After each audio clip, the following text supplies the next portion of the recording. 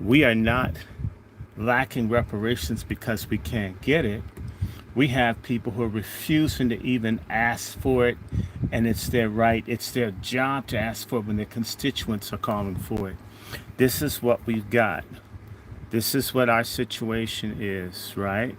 What is this? No, I don't want this.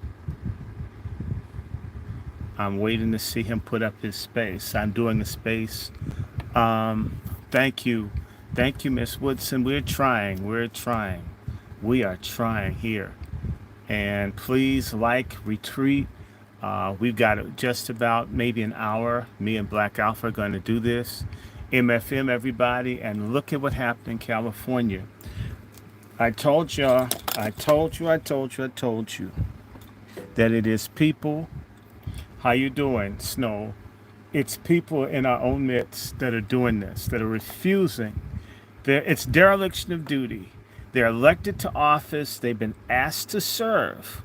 They've promised. They made campaign promises, and then when people say, "Okay, we really want something," they tell us, "No, you can't have it." Right? Isn't that amazing? Isn't that amazing?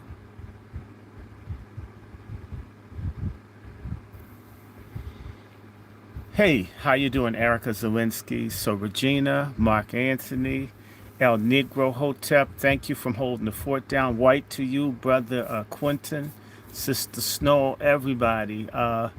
Retweet this, share it, like it. We're going to be on this tonight. First show with Black Alfred. Sorry. If the sound isn't good enough, this is what I got. If you hear the fan on, well, it's hot. Work with it. It's free. The people with the most complaints neither like, share, tweet, nor donate. It is a fascinating observation.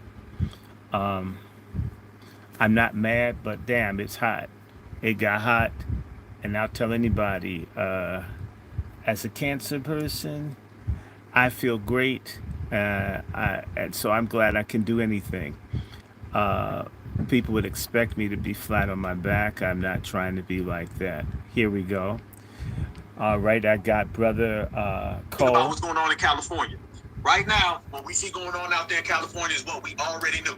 We already knew that the Democrats were not serious about tangibles for us. We knew that the Democrats was lying, and now it's being exposed and it's on Front Street. And that's a good goddamn thing. Why is that a good thing, family? I'm going to tell you why. Because they're going to come up with every goddamn lie they can find. They're going to make every goddamn excuse. But we're going to continue to show them what the receipts are. Let's make this clear. The Democrats are no friends of us. The Republicans are no friends of us. And the foundational Black Americans want to get something, we got to get it the old-fashioned way, by goddamn selves. So they're trying to hustle our brothers and sisters out there. Kamala Harris is running around here acting like she's from Alabama with a fake-ass black accent. It's the same game plan. Get Black Americans to vote for nothing. And once foundational Black Americans vote for nothing, these folks elevate every single other community ahead of us. That is what we're going to go ahead and stop. That's what we're not going to allow. And that's why this generation is going to move in a different area of time. We're getting real close to the election, and I'm asking everybody, what's the tangible that has been placed on the table for us? Somebody let me know. I'm trying to still figure out, what have they done for foundational Black Americans? I still ain't seen nothing. I still ain't seen a goddamn thing. You know what I'm saying? So we're going to get to the bottom of it. Brother Sage, I don't know if I got you on here, family. Can you hear me? Black first, brother. You got me good? Yes, indeed, family. I got you real well. Family, let everybody know how you feel, family, about what's going on out there in California. Me and you had a good discussion earlier about barrier to entry and how they've came up with everything in the book to try to stop us from elevating ourselves. And right now, we're in the 11th hour of this political election and the way they're trying to play us, family. Go ahead. I want to hear what's going on out there in the East Coast, because I know you was doing some serious work today about what's going on out there. Can you let the family know what's happening before we get Dr. Short up in here? Oh man, that's a whole another space in itself. Definitely want to break that down about today and this whole quote unquote Caribbean Day parade. Yes, I was present for that. But we'll get on that. And well, let me just say this. I didn't see a lot of Pan Africanism out there. You know who your enemy is. You know, we have a lot of false friends, but I like a lot of true enemies. So the fact that the Congressional Black Caucus of, California did not even bring this bill to the table lets us know that they're not for us. So anyone that's like keeping for the Democrats and or Republicans, you get to see the good thing about when bills are brought to the table, whether they're voted on or not, you get to see, people have to choose their sides. And that's exactly what we want and what we need out here. We don't need false friends. We need people to stand on what they believe in and to choose which side that they're going to be on. So I think that this is something good. There's a lot of lessons that can be learned from this. But again, there's a lot of scared niggas out here, whether they be old or young. There's a lot of scared people out here, and they need to, be pointed out, and they need to be, they need to have the spotlight on them. So I'm glad that people are seeing exactly what these elected officials are not doing for them. In one video, I seen one of the old dudes out there taunting the voters. Yep. Y'all remember that? When y'all get to these polls in November or whenever you guys have special elections, whatever the case is, y'all remember that. Y'all remember the dude, taunting you as he's walking into the room, because if they're not doing your bidding, then what the hell are they doing in that office? Who are they working for if they're not working for you? And why are you giving your vote to people that are not working for you? So that's what I think is good about this, because a lot of people are seeing what we called years ago about not only the Republicans are not on our side, but neither are the Democrats. This is why I don't advocate voting for Republicans just in spite the Democrats, because the Republicans could have done certain things that they chose not to do it. And the Democrats damn sure could have did certain things and they chose not to do it. So again, when we talk about who our friends and who our allies are, you have to look at the whole picture. And with that, for right now, I'm a land brother. Brother, you made a good point. Politics simply in America is this. There we go. All right. Politics in America, family, is 101 ways on how you not going to do something for Black Americans and tell us that you are. But we got DrRandyShort up here. I don't know if you can hear me, good brother. Can you hear me? I hear you perfectly. And the brother that was just speaking is more righteous than the name Sage on fire. So thank you, Brother Black Alfred. Bless the whole room. And I said Alfred, but he was black too, Alfred the Great, who was king in England. But that's all right. I just want to say thank you.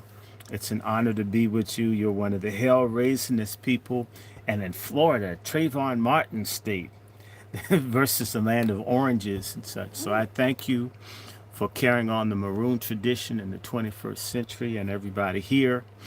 And I guess we're just going to do this for an hour, but I want to say to people, all of those that are listening on my various channels, I've got 4 of them running, that some of us have been telling you that the reason that we aren't moving forward as a collective is deliberate, and it isn't just white people. It's the collusion of traitor Black people. And this will not stop. It's the same way if you have a store and people constantly rob it, until you get a dog or security guard or something, you will get robbed over and over and over again. People don't rob banks openly, not because it's wrong, but because it's a consequence. We have not said that you will pay if you betray us, if you lie to us. Pardon my language, we will screw you. We'll go after you. We will hurt you. People respect the Nation of Islam not because they believe necessarily in what Elijah Muhammad says, but they know the fruit of Islam will stomp your ass. We don't do stuff in white neighborhoods because white folk will kill you. They'll kill you for walking through on your way to work. We've never put a penalty structure and a strategy that's enforced. If you hurt us, we will get you. We will ruin you. We will bring harm to you. Our community is tired of being violated. I want to tip my hat to the Black father who punched out the white dude who called his kids niggers. The crime is that he didn't have a community to back him when he struck the man who repeatedly insulted his children. We must learn that any real movement for change starts with self-reflection and self-correction. It will not happen without that. That man that mocked the people. In fact, there's a brother who I work with, Brother Negro. He called me this morning. We were on the phone 3 o'clock this morning because I've been talking to people in California saying that we have to punish these people. You'd be amazed that most of the people on the California Legislative Black Caucus, of the 12 or 14 of them, I'm trying to think, wait a minute, it's 14. 6 of them are in Greek letter organizations. 2 of them are not even Black American freedmen, whatever you want to hell you want to call us. 2 of them identify as gay first. And then 4 of them are affiliated under the auspices of a Zionist anti-Black organization that spies on us called the ACLU. So you literally have 4 people in the California Legislative Black Caucus that are an organization that spies and takes actions against Black people. Think about it. The Honorable Minister Louis Farrakhan was suing the ACLU for their harassment. And there are 4 people in the ACLU that are on the California Legislative Black Caucus. Just put that in your head. Who pays you is who you're for. One of the people, I'm forgetting her name, I think her last name, her name is Holden. Lisa Holden, I think her name is.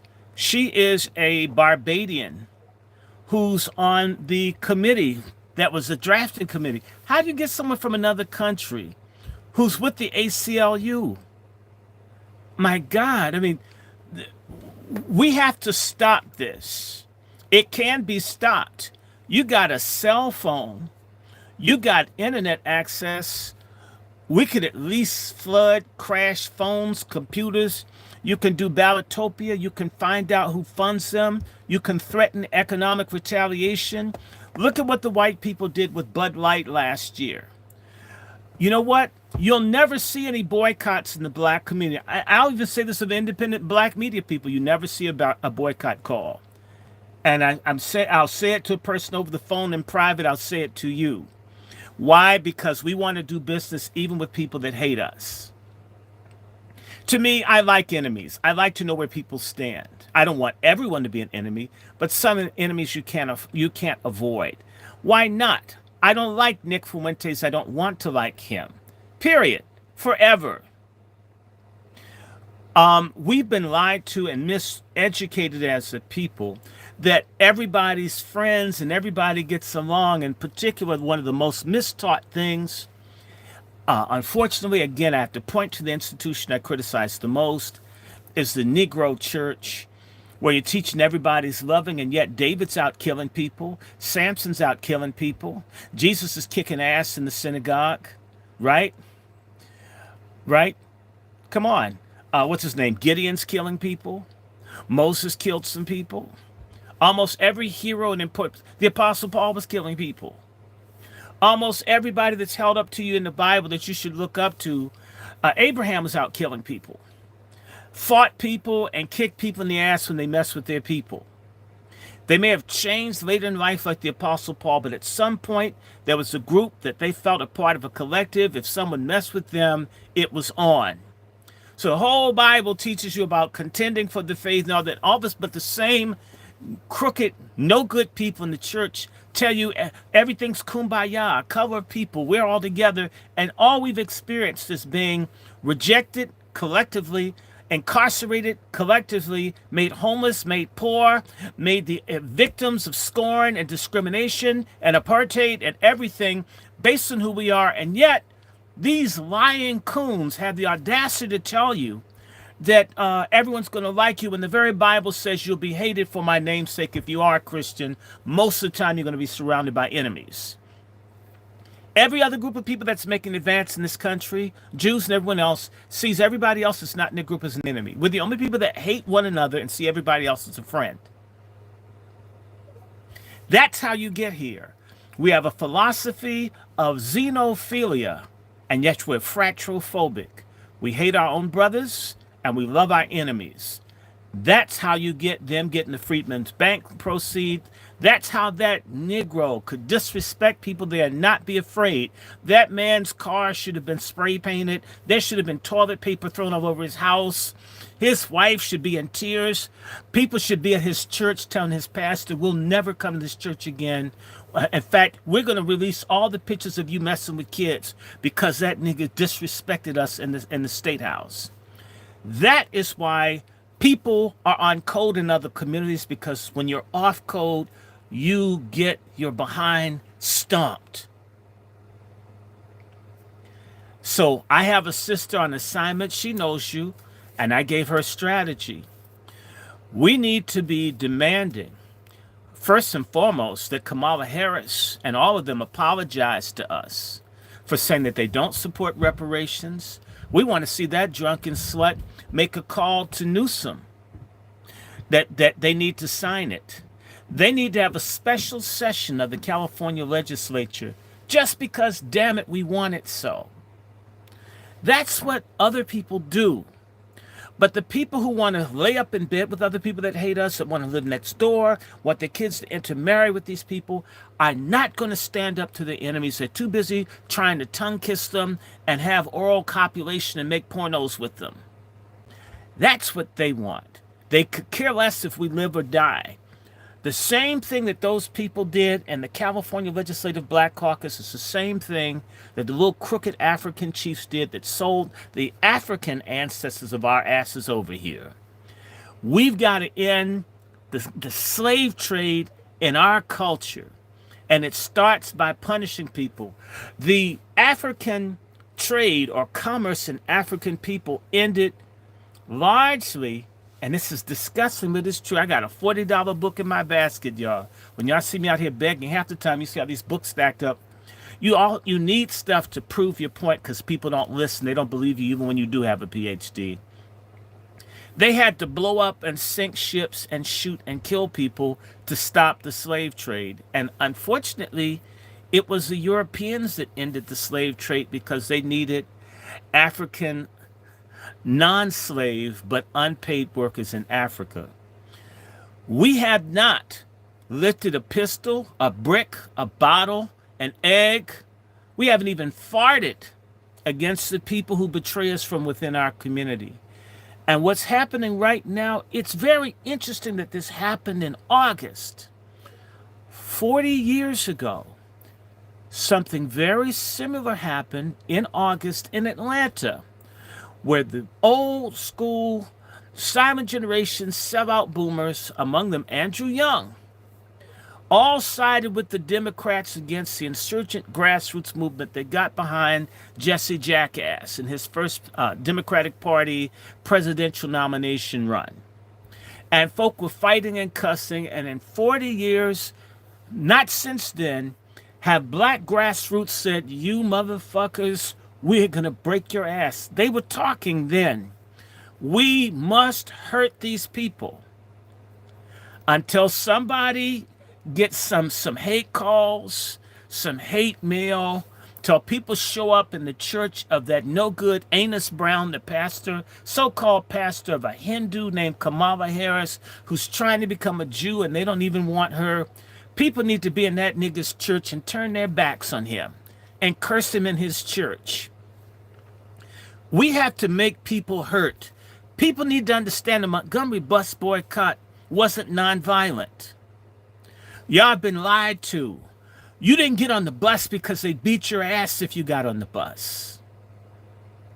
You really think black folks, with all of our diversity of opinion, we're not a monolith. We're not a monolith.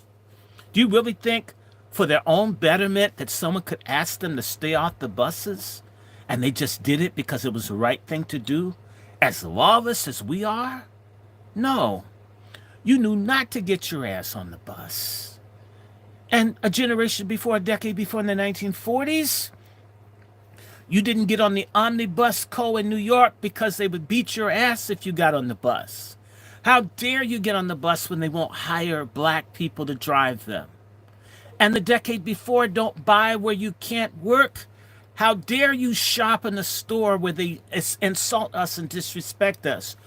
It was always force, because a lot of black people Only the reason that black folks kiss white people's ass is the fear of white force. There is no fear of the force of black freedom fighters. We must establish fear in the hearts of traitors in our community. Do you really think that the black doctors just voluntarily helped the Black Panthers with their sickle cell project? Do you know that they had to threaten those doctors? Black doctors with time and energy just couldn't care a damn about the health of black people till the Panthers came to the gun and said, you know what? We're going to stomp the crap out of you if you don't provide some services. Do you really? I mean, a lot of this, I'm sorry. I can tell you as a person that's gone around and begged people to do things in the black community, could you please do this? And the answer was no. But if I had taken some people with some sticks and said, we're going to kick your black, all of a sudden the program would open up. Proof of that, I can tell you, 2001. I was I was taking care of refugees from Sudan. They all lost their jobs. They were hungry. I couldn't feed them anymore. I called a church and said, hey, y'all got anything? Powdered eggs, powdered milk, canned milk, anything? I've done everything I could to feed these people, and I don't have it. And it was a no good black woman minister, Episcopalian, who told me we don't feed people or we don't help people anymore. Why would you think we'd help people in need? This is what this little whore-ass preacher said to me. I said, my God, excuse me, Reverend asshole.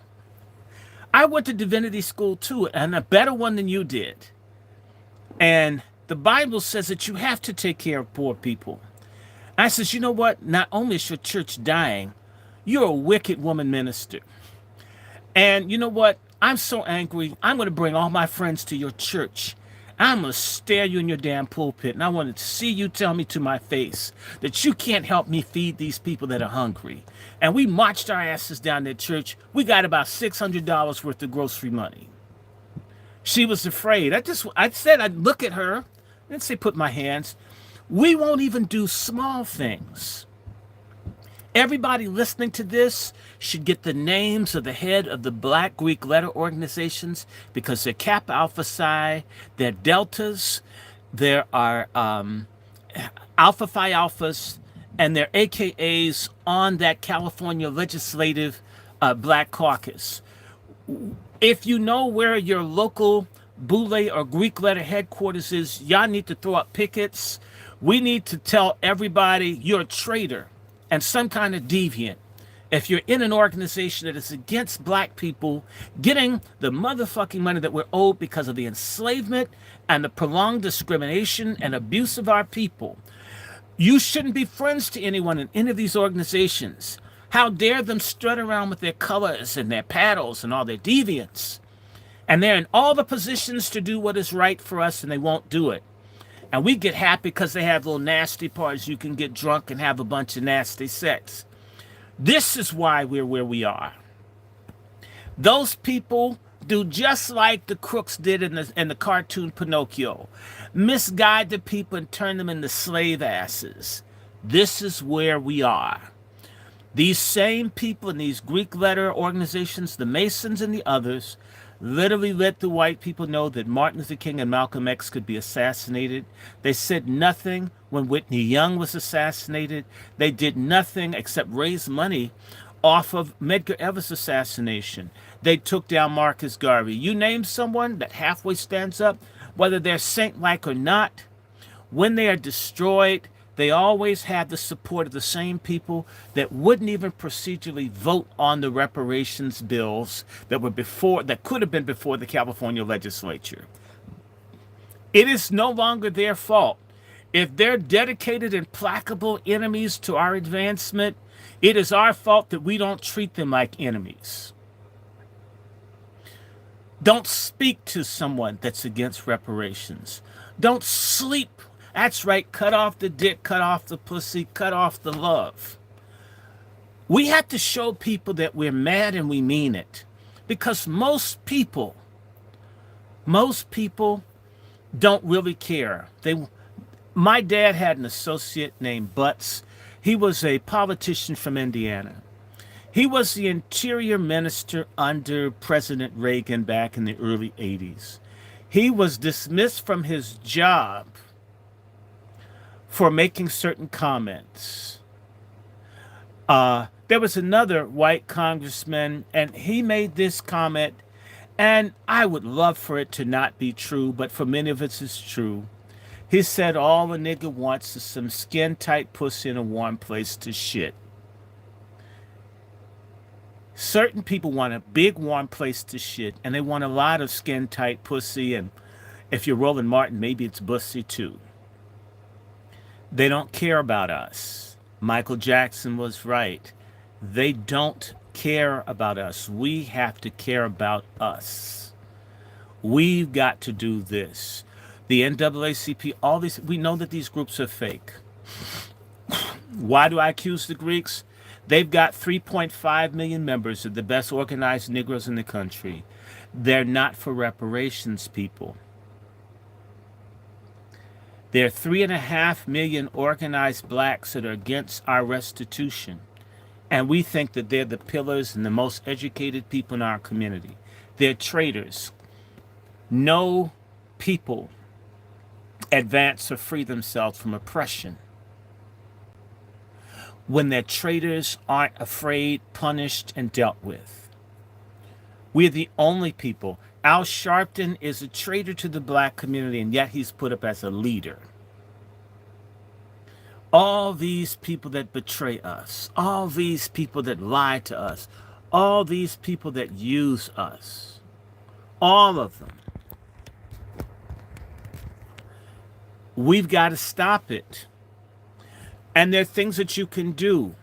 We used to do it. We stopped. We're now in our 4th decade of the Boule reasserting control over the black community. The old Boule used to produce people who fought, at least on some level, against injustice, even if it was for just a few black people. The new Boule only care about their awards events, their orgies, their parties, their white contacts, their interracial stuff. They do not care about us. They are enemies. They are enemies. I repeat, they are enemies. They act like enemies. That guy who mocked them in the California Legislative Black Caucus, he let you know he didn't care. What would those handful of people there do? We've let people know, we've trained them, we taught them. Make it, even if you stab every other black in the back and cut their throat, if you betray black people, they won't do anything. In fact, they're jealous and they're hoping that maybe you'll invite them to one of their parties or go let them come and do a friend's day at the gym with you. We've said that we, in reality, wish we could do the same thing to the rest of us instead of saying, when you screw us, you're done. There's a term I use all the time. It's called black self-hatred. Blacks that hate other blacks, like the mayor of D.C., like the mayor of Atlanta with Cop City, like the mayor of Chicago. We're like that Uncle Fester-looking mayor of Los Angeles. Over and over again, we see these people who hurt us, who hate us, who betray us, and yet we do nothing. Okay, we have people on TV. If enough of us complain, in fact, we could do that. We could get Roland Martin's ass off of YouTube. Why do we have to look at his ugly, great pumpkin jack-o'-lantern looking ass? His deviant self with that man-ass crack up on his channel. He doesn't know where it came from. Probably don't know where your next checkup results are going to come from either. That thing that happened in California was planned. People need to understand. They waited until the last day. Why didn't they do it the first day? They did that on purpose. They knew that black people would wait until the last day. The same way, man, just give Obama the second term. He's going to get us. Those bastards should have put us first on the agenda. They had the numbers. They refuse to do it. I want to tell you something. You think black studies at black universities happened because they wanted people to know who the hell they were? My father was chaplain at Howard University, Pentecostal chaplain, for 40 plus years. Do you know that at Howard University, those Boule niggas wouldn't even let you perform jazz, blues, or gospel on the campus of Howard? It wasn't allowed. Do you know the students had to literally fist fight the cops and go to jail to literally be the black people that they were at Howard? And this is true at other black schools. Because the traitor elite black folks wanted the simulation. We've got two courses as a people. A simulation, which means you become something else. A simulation for us is like me becoming a trans woman, when in reality I can never not be a man. I will always be XY in terms of my DNA. If I hack 10 dicks off, that would be 10 dickless people with XY chromosomes. We can do everything we can to try to be white. It will never work. Why not make black work for us? I'm only going to say the tether issue. When you have Caribbean Day, black Americans are not invited to be marshals or anything because it's their day. And that's right, it's their day. We're the only people who treat our intimate family business as if it's a collective pussy at a gangbang. That everybody's in the middle of our stuff, that everybody's welcome. We're treated just the opposite of how we treat everybody else. Yet we're jealous and cold and violent and cruel towards one another, backstab and freeze one another out, and yet we welcome everybody else in. Some foreigner comes into our neighborhood to set up business, to exploit us. We rush to his store. A black person has a store, no matter how nice, won't walk in there. You'll wait to see him fail before you'll give him a chance. All these other people know that we don't like ourselves. All the other people know that we're not really down for a fight. All the other people know that a black kid will pull out a gun at a party and shoot his own family for practically nothing, and yet a killer white cop can go around and shoot people like Miss Massey, and that person will live to be 900 years old because we won't touch him. That sends a message. These people are useless. These people are fuckable. These people are robbable. These people are abusable. Even their best educated people won't do anything for them. Why should we?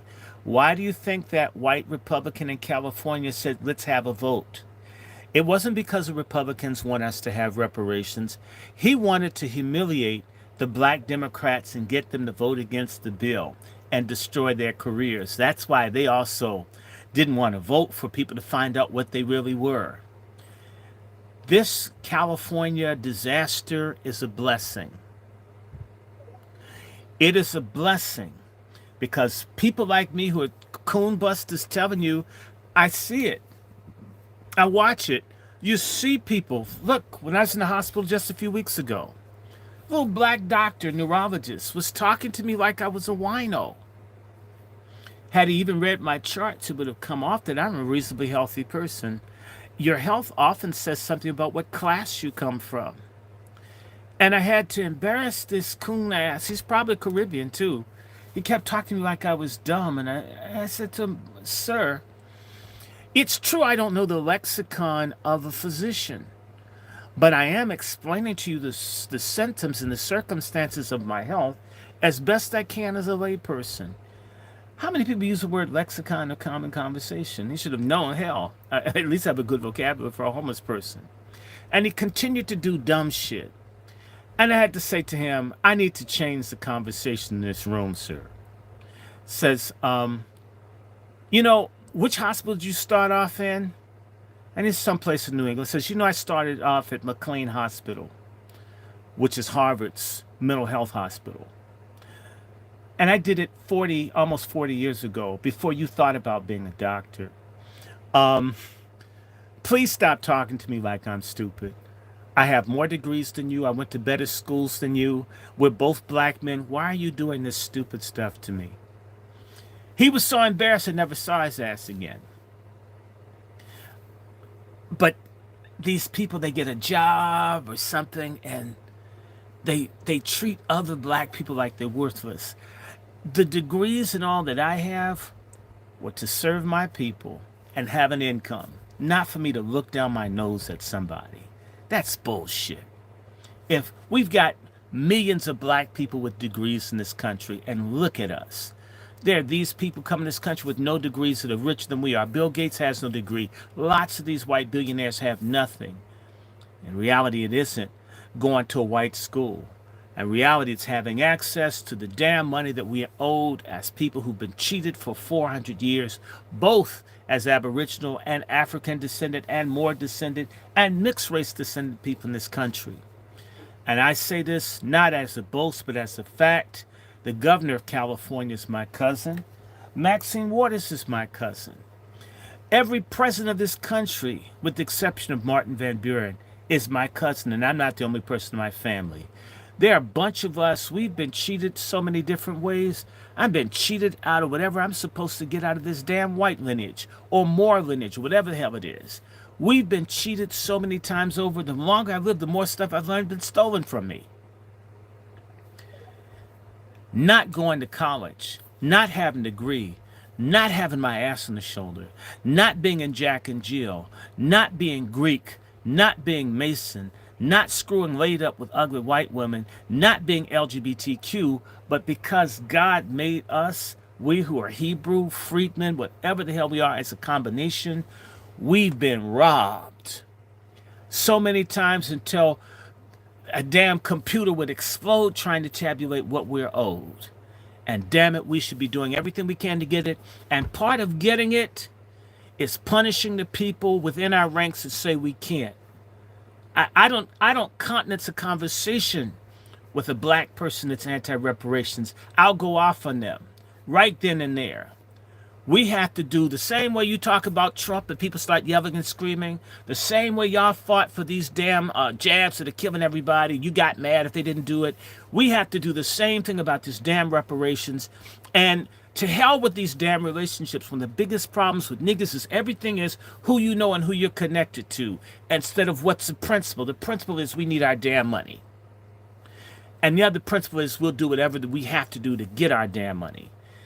And either you're for me getting my money and you're my friend, or you're against me getting my money and you're an enemy. You're just another kind of white person. You're just another kind of cracker. You're another kind of Nazi. You're another kind of slave trader. You're someone in our history of enemies that I'm against and I can't work. If a tractor trailer drove over every person in that legislative caucus and killed them, right now I couldn't tell you I'd shed a tear. My gut feeling would be good riddance, get them all. Only when people see you're that angry because they think we're clowns. As long as we're clowning at Comedy Central and at the Laugh Club and this, that, and the other, and we're after Megan Thee Stallion and all this garbage to confuse us, all the weed smoke everywhere is long, and we drinking Cristal and Ciroc and Pink Champagne and Power Master and whatever 40-ounce garbage that we gargling on, as long as that, and we got all these trannies everywhere, as long as we're distracted by the immorality that was described by James Weldon Johnson's song, Lift Every Voice and Sing, lest we be drunk by the wine of the world, we forget thee. The thee who promised us a land of milk and honey that we've provided for everybody but ourselves. Let me stop here. Let's open this up. You ready, brother? Yes, indeed. Yes, indeed. First off, let me say this. Certified salute to our brother, Dr. Short. I'm talking about on point, thorough as it gets. You know I appreciate you, brother. I learned so much from you. You know that. So certified salute to you. Anybody who wants to come up, come on up. Anybody who's got something to say, a question. If your hairline is going backwards, you're not coming up. And if your forehead is a 6-head, it ain't coming up. So don't even bother. We're not wasting this real thorough conversation with the doctor and all of my brothers and sisters here on no time wasting tether. So certified salute to everybody. Brother Sage, did you have anything you wanted to add on? Yes. First, I want to thank you Brother Short, for all the knowledge that you always give out just so generously to your people, and that you have been doing throughout the years. And I want to just, again, take my hat off to all of the work that you put forward, because the one thing that you necessarily can't buy today is true knowledge. And I learned a lot, not just from you, but from a lot of brothers that I've come in contact with, specifically on social medias like this. I learned a lot of knowledge from you guys. So I do want to thank you, because this is something that, they're not teaching this in college. So this is something that, we would have to pay a lot of thousands of dollars for. And you just give it away again at a free rate, and you give it away so generously. So I want to thank you for always giving your time and your efforts at doing that. Well, thank you. And I want to say to the family. Yeah. No, go ahead, brother. No, thank you. But I always receive donations, like the sister, I was talking to her and just giving her people to talk to, because we got to do something about this. I want this damn money. I want it. I have stage 4 cancer, and I feel great, and it must be the will of God. I believe I'll beat it, but I get it. Stage 4 often means you're on your way to death. I may not be here, although I think I will. But I want it for you. I want it for the other people. I'm angry at the thought that someone's going to have to go through what I went through all over again. That's insane. So that's why I helped the sister. Now, she sent me a donation, and she says, I know you didn't ask, but people should do that. It doesn't have to be a whole lot. Do what you can. Help people that you see, because it's encouraging. If nothing else, an email. I do not mind at all pointing people, trying to hook people, connect people. I'm trying to help people. My brother that's in Mississippi, my brothers that are in Tennessee. We have this thing called the Patriarch Summit. I talked to Brother Black Alpha about, to try to find a way to bring our folks together. First the men, and of course this week we're working on the Wazis, the black women that are warrior sisters. We need each other. I don't have children, so why not give to other people? And you're right, they do not teach this in school. But we need our own schools. We should be teaching it. It should be taught. We used to have places to meet. Now all of the places, there are not even places to gather anymore. There are people listening to you. You can't online. I mean, the CIA and everybody's in the middle of what we do. But we have to teach everybody else, share it. And at the same time, if it's given freely, we should help each other out. If Black Alpha, God, when this brother calls me, I don't tell him no. I try to say, well, brother, what do you want? He called me the other day for a number, and I didn't have it. But I told him, brother, I'll do the best I can to get it for you. I think I got it for him. We must have a mind to serve and look out for each other. We're a nation. These illegals help each other. They live together. They're doing what we used to do when we moved from the South to the cities. Then we bought into this white middle class thing. I see white folks, 10 of them live in a house like illegals. You can't get 2 of us to be in the house without fighting each other, shooting at each other. We need some love. At least I think I love black people. I don't love coons. Pray for me. I'm so angry with coons. I don't think I could be a Christian around the California Legislative Black Caucus. I think I would be very unchristian. I don't think I wouldn't be able to cuss or want to fight someone. Even in my bad health, I should at least get my friends, somebody do something, one of these people, so I can sleep good at night. You know what I'm saying? I get angry about the injustices that happen that go unpunished amongst us that we can correct. And the other injustice is to not invest in each other. Invest your knowledge, invest your time. If you can give a few dollars, do it. They do it at the comedy club. They do it at the strip club. They do it at the liquor store. They do a range of things. Do what you can to help one another. That's the beginning of us getting out of the mess that we're in, is to do what we can for one another. I could definitely say, brother, you've done a lot for me. I appreciate every time we talk. I got a chance to meet our brother 2 times just in DC. I got a chance to share the stage with him. That's the highest honor of my life.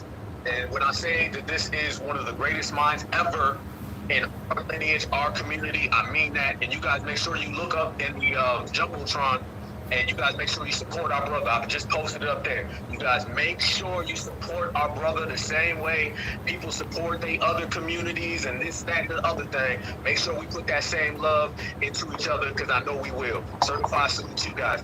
I want to speak to our Sister Sean. It's another person I got to meet in DC, another certified. Sister Sean, you know, the stage is always yours when it's mine. Go ahead, sister. Yes, thank you. Peace, power, reparations, and restitution. I just want to follow up with Dr. Short. I just kind of scanned, and I thought that on stages here. But I want everybody to know is that, you know, there was some kind of passion. But this man has survived a heart attack, like coming off another major. And we are out here, and we're out here for a reason. You may not know what our delivery is, and you may not like our delivery, but we're actually out here for what we got. And when it comes to him, I see that he's zeroing in on the current elections, which is important. You got to prioritize them. But this man is deeply globally, internationally. He's been on international stages and recognized on a global scale. You may not understand that piece of it because we're just kind of dealing with Kamala and Trump.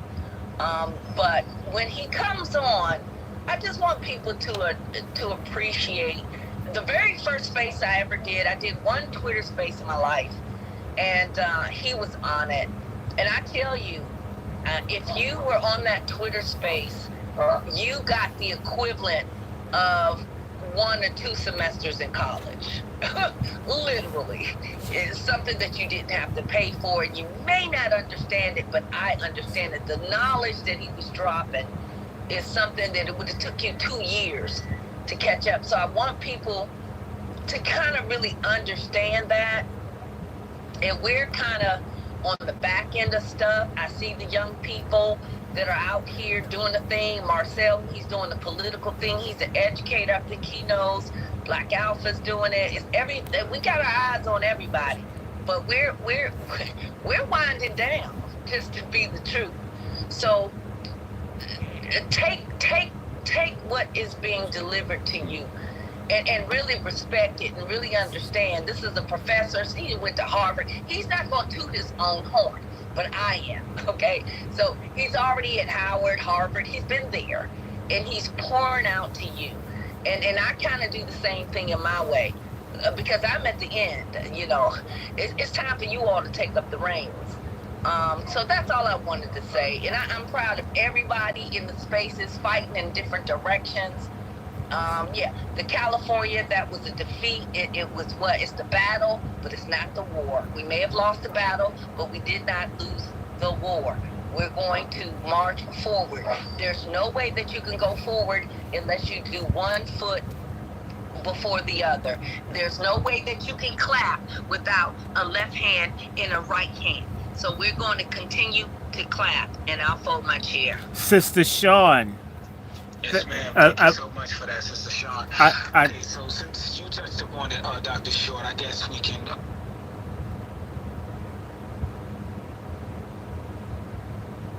What?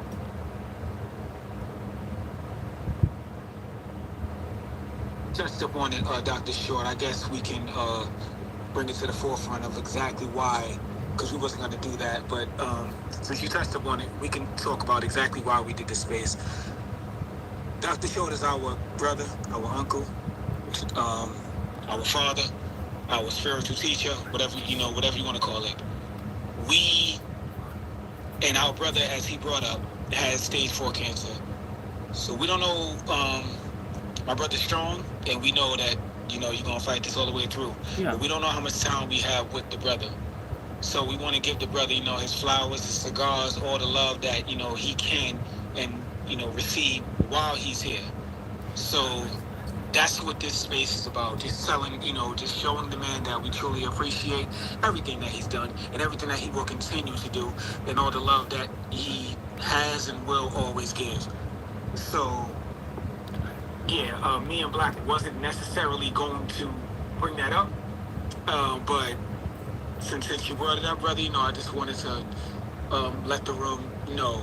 So, know that, family, when you donate, you want to make it count. Make this one count. And when you come up here, let's be respectful. If the brother wants to talk about, I think our brother might have dropped, but he'll be right back on the. Okay, we got you back. Can you hear us, Dr. Short? Oh yeah, yeah, I hear you. It took me out twice. It's not you. You put my name in this show thing. Sister Sean will tell you, if you put my name in a Twitter thing, you will have problems. Um, and it's Tell him not. to bring it on then. I, Tell him to bring it on. well, We all night long, we got to. well, no, it's not that. They'll take me out and crash the space all night long. So I never ask people to use my name. That's why I'm under Kuna Bomber. Okay, that's why you don't see the name. Talk to Dewan B. Talk to anyone that has me on their platform. They begin attacking you. If I'm allowed on, they come after you in the algorithm. So, believe it or not, some people aren't allowed to be bigger. They do not want you hearing what some of us have to say. And I'm not the most profound person. Dr. Claude Anderson is they're people way smarter than me. Way done more.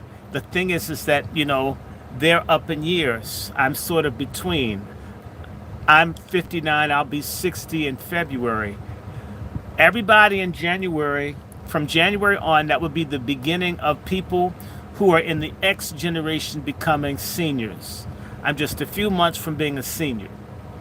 But I'm a bridge between the boomers and the silent generation and the millennials, the Z's, and all the others. And so that's sort of how it is. Bridge between the generations. But thank you, Sister Sean. Y'all need to know that Sister Sean, I was thinking about her. She came over, had the garbage disposal at the house fixed. They sent over food. They've been taking care of my mother, just been like an angel. She's a righteous person. She's what I call a wazi. This is a fighting sister, a good mother, good person. A lot of what we do is we've been criticizing the culture in our community, not because we don't love the people in the community, but because you care. Dr. Martin Luther King says, if you love something greatly, you'll criticize it because you care. So if you hear me, what seems like black conservative just beating up on black folks, they're those people who I call Republicans who hate black people's guts. All they do is trash us for money. And then there are those who are criticizing us who aren't paid, and it's because they see us as what we can and should and ought to be, and not for what we've often been forced to be or been tricked into accepting. I want to say this. I feel great. I got to wait until the end of this month for the doctors to figure out what's up, because for me to be in such a bad state, everybody's saying you're so healthy to have this problem. So it's the will of God, right? Because I feel great. The most pain I had last night was gas because I had yogurt. So, I don't want anybody crying. I want people to understand that if I am dying, this is the right way to go. Die fighting. Put my ass in a box. That's when the fighting stops. And if I've got a soul, that'll be fighting. We got to fight this. They've been making war on us for hundreds of years. The fear of death or the possibility of death is always real. The scriptures say, yea, though I walk through the valley of the shadow of death. Life is nothing but being surrounded in the shadows of death. Because it's as sure as you've been born, you're going to die. So I'm not trying to scare nobody. I don't want anybody sad.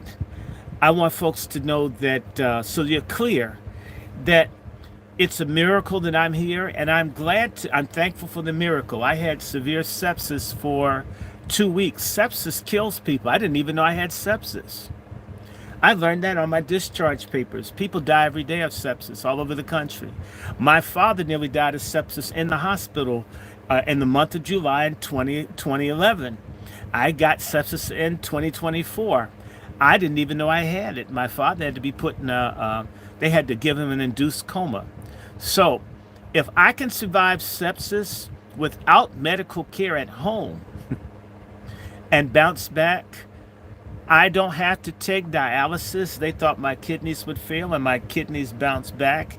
And in a day, when they thought that everything would fail, then it is the will of God that I believe in. I would tell everybody this is a spiritual war. I got sick when we were trying to organize our Brothers in the Patriarch Summit. All of a sudden, couldn't do anything. Sister Sean's calling me. I'm falling asleep. I can't talk to her. If you are serious about standing up for your people, it will cost you something. It may cost you friends. It may cost you money. It may cost you time. It may cost you family. It may cause your hair to turn white. Your teeth may fall out. You may be misunderstood. You may do without things sometimes, but so much, this whole economy is vested in the fraud and ripoff and the destruction of us as a collective. It will require sacrifice of some of us, a critical mass of us, to overturn this thing. And the low-hanging fruit are our traitors, even the white Anglo-Americans. Before they started fighting the British Army, the Sons of Liberty were terrorizing the loyalist coons that didn't want an American republic. When we're really serious about our freedom, when we're really serious about our reparations, we'll deal with our turncoats. When you have that whore, Elaine Brown, a precursor of Kamala Harris, who was screwing everybody and giving the secrets to the FBI and others to kill the Black Panthers, she's still honored in our community as a strong sister. Why is that? Do you get where I'm coming from? And I have friends who get none of the love that Elaine Brown gets, who went to jail and served and suffered for the people. We've got black political prisoners rotting in jail now. Jesse Jackass and these other people haven't opened their mouths. People who are literally dying, people in supermax prisons for you young brothers and sisters. So understand it's a sacrifice. That's the deal I made. I have decided to follow the way of the cross, and the way of the cross is that you fight for the poor and the oppressed. That's my belief as a Christian, not this fake-ass Anus Brown, this takes dicks cakes, these liar ministers that you're paying tithes to. You need to tithe to your own bills so your credit is good so you can buy something. Y'all need to invest in having guns and having a victory garden. Do everything you can for yourself, but you will have to give up something. I know a lot of friends, they have no children. Their whole thing was their movement or jobs you don't get. I mean, I have the credentials. If I apply, I'm going to get told no. Someone's going to call and say, he's bad, short, he's radical, he hates white people. Ask him, when was the last time you had a fight with someone white? Maybe in the 70s, maybe 71, 72. Do you realize that's 50 years ago? But that'll be on there. Understand, it's not fun. It is not easy. But we don't demand reparations or our full freedom because it's easy, but it's hard and no generation before has done it. It's high time we try. And we are capable. We just have to want it. Want it so badly and work hard, not assume it's going to come cheap or easy. Whenever you hear any stupid slogan like the NAACP had a slogan, free by 63. Well, that's 61 years ago. It's obviously it was a lie. It's going to take a long time, but it's doable. And they're working to wipe us out all over the country. Everywhere black men can't work. Abortion bans at the Democratic Convention. Kamala Harris's main thing that she's pushed is abortion. It's really killed black babies. She's killed all the black babies inside of her. That woman is a psychopath. Her pussy is a crime scene. And she's a miserable drunk, I used to work next to the polysubstance abuse unit at the Harvard's mental hospital called McLean in Belmont, Massachusetts. I suspect Kamala Harris is a polysubstance abuser. She won't be the first one. John F. Kennedy Sr. was a polysubstance abuser. Bill Clinton was a polysubstance abuser. Kamala Harris is a substance abuser. George W. Bush was a polysubstance abuser, alcohol and drugs. Betty Ford was a polysubstance abuser. In fact, Kamala Harris's stupid ass thinks that she can do Betty Ford remote at home next to her liquor cabinet. That's a silly bitch, y'all. So don't worry about that. Help if you can. If you can't help, pray. Do what you can do. Our people won the Civil War, doing everything that they could do under the circumstances. If everyone does their share, they won't be able to stop us. The thing is, part of the treason in our community is they're free riders. That's the real crime of the tethers, is that they're free riders. They haven't paid into this black FBA Friedman, Moore. They haven't paid into this. They got on the bus through the back door and are riding like they paid full fare. That's obnoxious. Come on, y'all. Bring some questions. But I want to say this. How many of y'all have heard about Roland Martin's man cave nude picture that he had?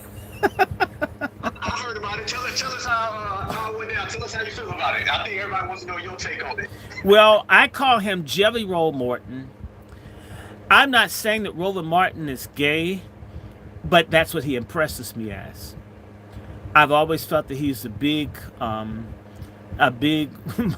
Trailways, Metrobus, Port Authority type dinge queen. That's how I feel. I feel that he's a fraud. I feel that he's a fake preacher. I know that he was trained by white supremacists in a thing called Project 21. They planned by 2000 that they would have all the leadership in the black community doing what the hell they wanted, and they got rolling. I think that Roland acts and does a lot of effeminate shit. He's always got on girly looking type stuff. He's always got pictures of him with his behind up in men's faces. Why? I mean, to me, if you keep putting your butt up in someone's face, you're trying to make someone aware of it. It's sort of like a woman putting her boob on your arm or your chest. Maybe that's how they do it in that lifestyle. I mean, I don't care so much about, you know what? Let me say this so we're clear. One of the greatest honors in my life was my English teacher, Dr. Rana Robinson at Howard University, told me when I write, I remind her of, and she said, you're the next James Baldwin. Because when you write angry. I'm from the church. I also get in people's business. To be compared to James Baldwin, I couldn't believe it. And I says, come on, you're playing, lady. Look, I just want to pass the course. She says, no, you're a gifted writer. And she says, I didn't give you an A in my class because you earned an A.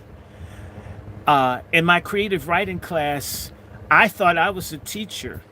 By the time the semester ended, all the students in the class were expressing themselves like you. You were the teacher. You simply needed to learn grammar. Everybody, are you listening to the papers that the students present? They're now talking like you do. That's why I gave you an A, because you taught your peers how to express themselves. So I love James Baldwin. And I like a lot of people whose sexuality I do not agree with.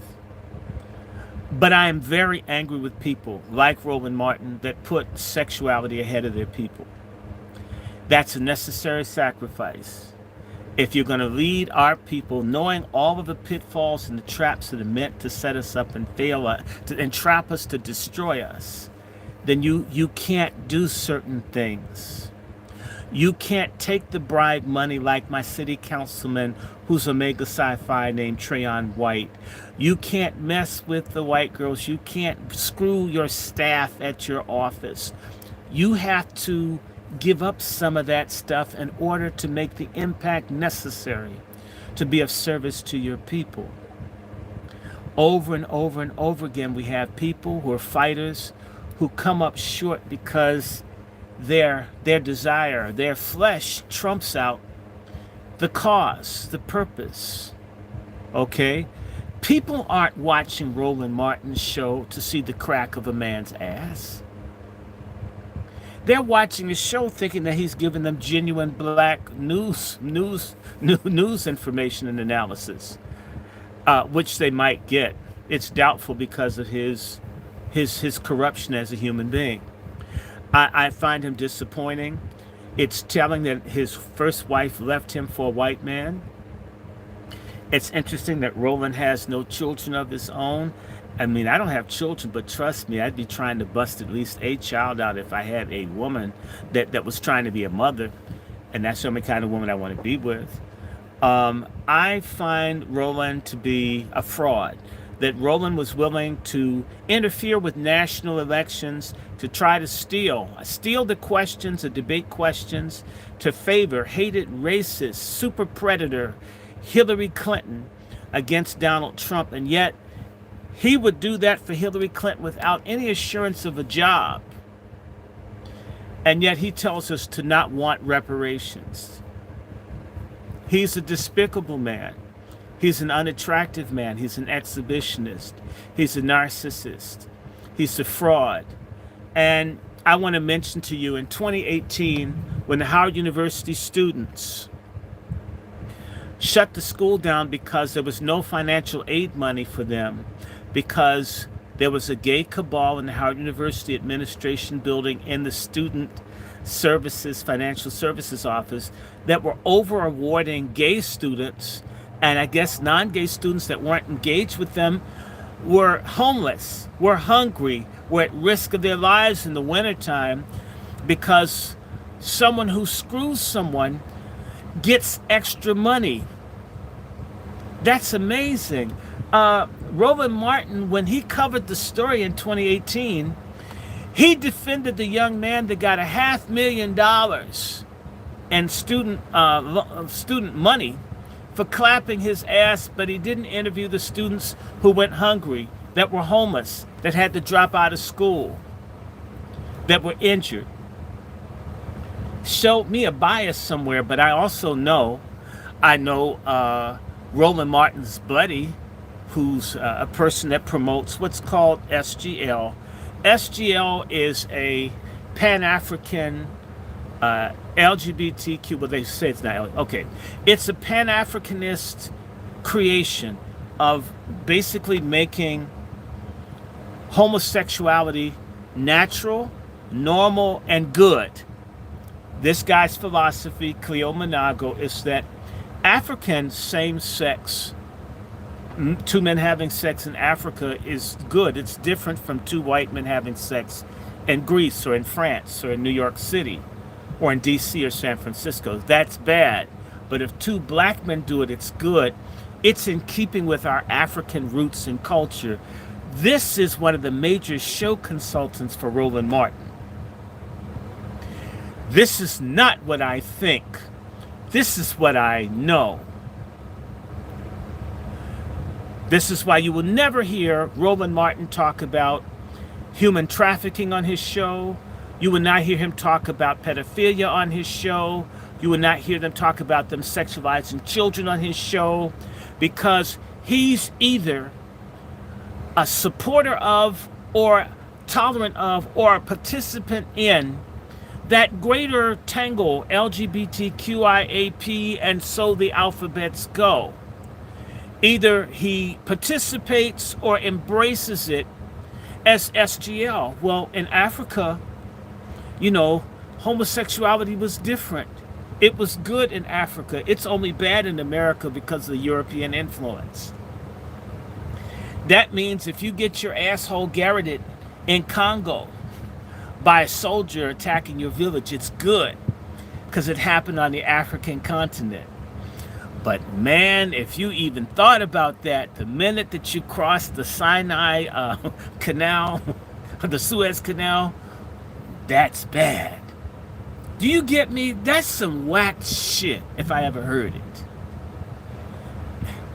And I'll say this. Do we need brotherhood in the black community? Yes. Do I like Tariq Nasheed? Yes. Is Tariq Nasheed the prettiest hell-raisingest nigga in new black media? Yes. Do I need an ass clapped? No. Do I think that they're smart, they're funny, they're witty, they're cartoons? I think we should like one another as brothers, but there's a limit to it. You will never hear Roland Martin talk about the HIV epidemic all over America amongst blacks, and it's rising most rapidly among black women. Why not? If you gave a damn about same-sex attracted people, which, and if you did, you'd come out and be honest about it. You'd be real about where you're coming from. You'd be real that all of this Divine Nine stuff, it's become quite deviant. Roland Martin hasn't complained that they're trying to have trans women and trans men in Alpha Phi Alpha. Why hasn't he? Why didn't Roland Martin cover the recent vote in the AME Church, which narrowly defeated a move for same-sex marriage in the nation's oldest black church and institution in Columbus, Ohio, around the same time as the Democratic Party National Convention? It was something like 972 votes against same-sex marriage, and it was something like 822 for it, which means that the for is going. Maybe by 2026, our oldest black institution in the country will support LGBTQ and pedophilia. I thought it would happen this time, much to my surprise, but I'll tell you what the problem was. The $120 million stolen from the retirement fund of all the people that work for the AME Church was the main issue. And it's interesting. Maybe that's a harbinger of good, that money, cash, bills, things that matter more so than busting a nut or munching carpet, was the most important issue for the convention or the conference of the AME Church in Columbus, Ohio this year. Maybe we as a collective will put money, food, survival, shelter, self-defense, and reparations as a priority over some sex bullshit. Just maybe. Let me shut up. Come on, y'all talk. I'm tired of talking. Okay. JM Luxury. You have anything for the doctor? It's on you.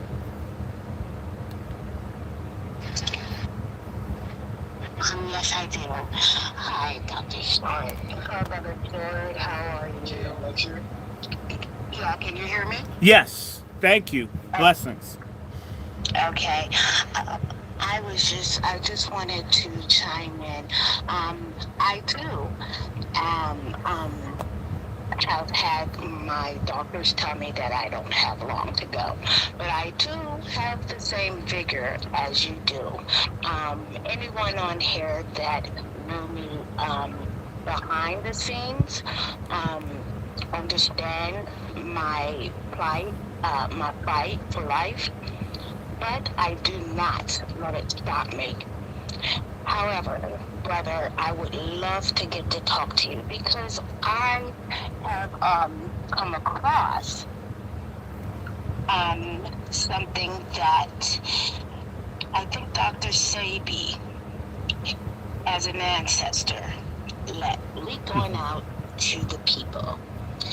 And I have been taking this, and believe it or not, they are saying my blood counts, and now I don't need a kidney.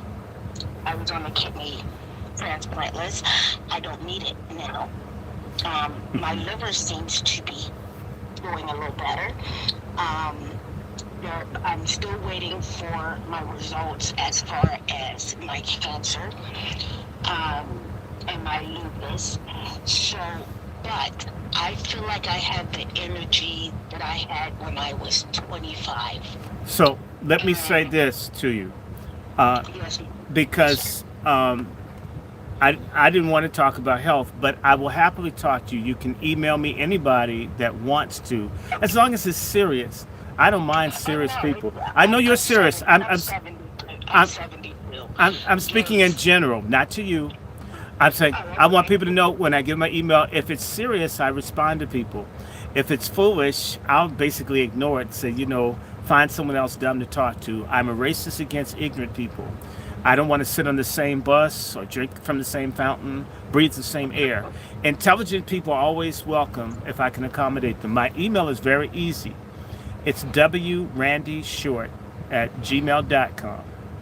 It's DrRandyShort at gmail.com. I write people back. And I know some people that can tell you something about lupus. And I know, and I will plug you into people that I know.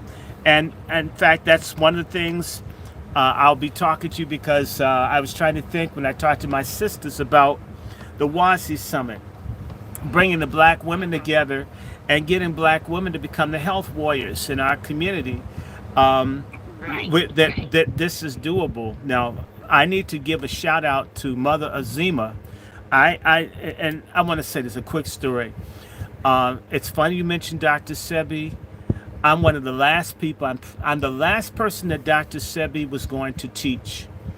I got invited to go to Honduras with him, and everything I did to get the money to go just would not work, no matter what I did. I mean, every kind of money problem happened all at one time, and I could not make the trip. I was supposed to go with a friend of mine whose parents are from South Africa, but they're real brothers and sisters. He and I were supposed to go, and a week or so into Dr. Sebi's trip, I told my friend we weren't meant to go there. Something bad's going to happen on the trip. I want to be wrong, because I really wanted to meet him. My great grandmother was a medicine woman, a Native American medicine woman, and a second week, and I started asking. We were supposed to get a call from Dr. Sebi's assistant, even if we didn't make it to Honduras, how we would get trained when they came back. By the third week, I told my friend Cali, we're never going to see them again. They're going to kill them. I know they are. It's something really, and I said, I only told one person because people think I'm crazy or they think I'm jealous. No, I love these people that heal. And I kept saying, did you hear from them, Cali? Did you hear?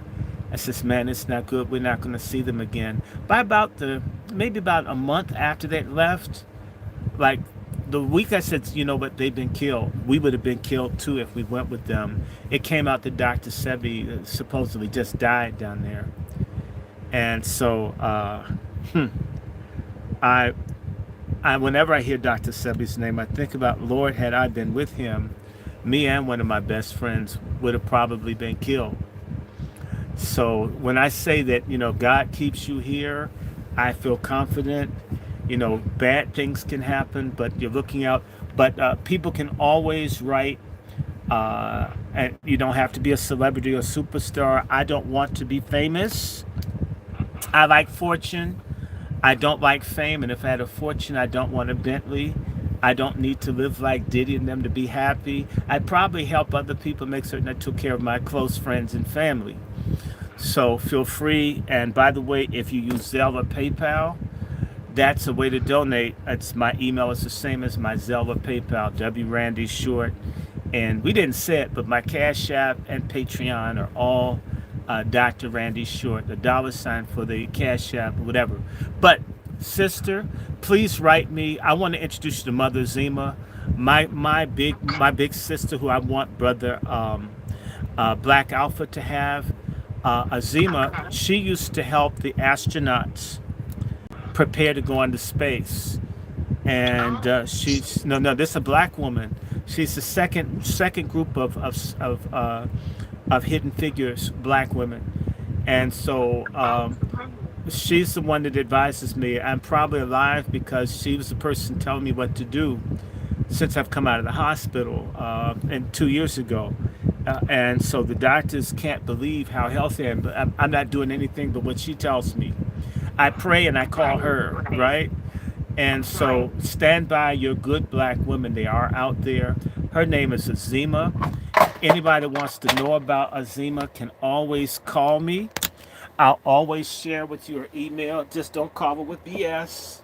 That's the only thing we ask. Don't do BS. I know you're not going to do it. You're 73. But the other Hmm, people, hmm, okay, same sorry. here. Well, you're going. Well, thank God for it. We all need those years, right? So, Yeah, anybody. I am gonna reach out to you because oh my God, I have me and you are gonna just like we're gonna just ping off of each other because the energy you have, the fight that you have in Black Alpha. No, I think I've been in a few rooms with him, and I have this passion for my people, and I have a I unapologetic, let's say. Okay. And why do we apologize? No, these people can't apologize for slavery, genocide, lynching, Tuskegee, Right. medical apartheid. So why should we? Well, no. Why are we even? Why is it even a thought? And that's part of being oppressed, that we tread lightly about who or what we are. When Right. we're some of the great, we are the greatest people that have ever lived. In as much as we made the greatest country, we've just been robbed. So the thing is that we need to get, pardon my language, we need our MFM, which stands for motherfucking money. We need Right. that, Right. and that's it. So Let me. You want me to tell you? Let me tell you about this reparations. And I'm retired now, but I still have my clearance. Okay. I was a speak this ambassador, and everybody knows what that is. And my father, after being raised under Malcolm X and everything, he told me, one of you, and I have 9 brothers and I'm the only girl, but one of you are going to go and infiltrate the system that's been infiltrating us. And so that's what I've been doing. I've been deporting these people. I've been deporting them.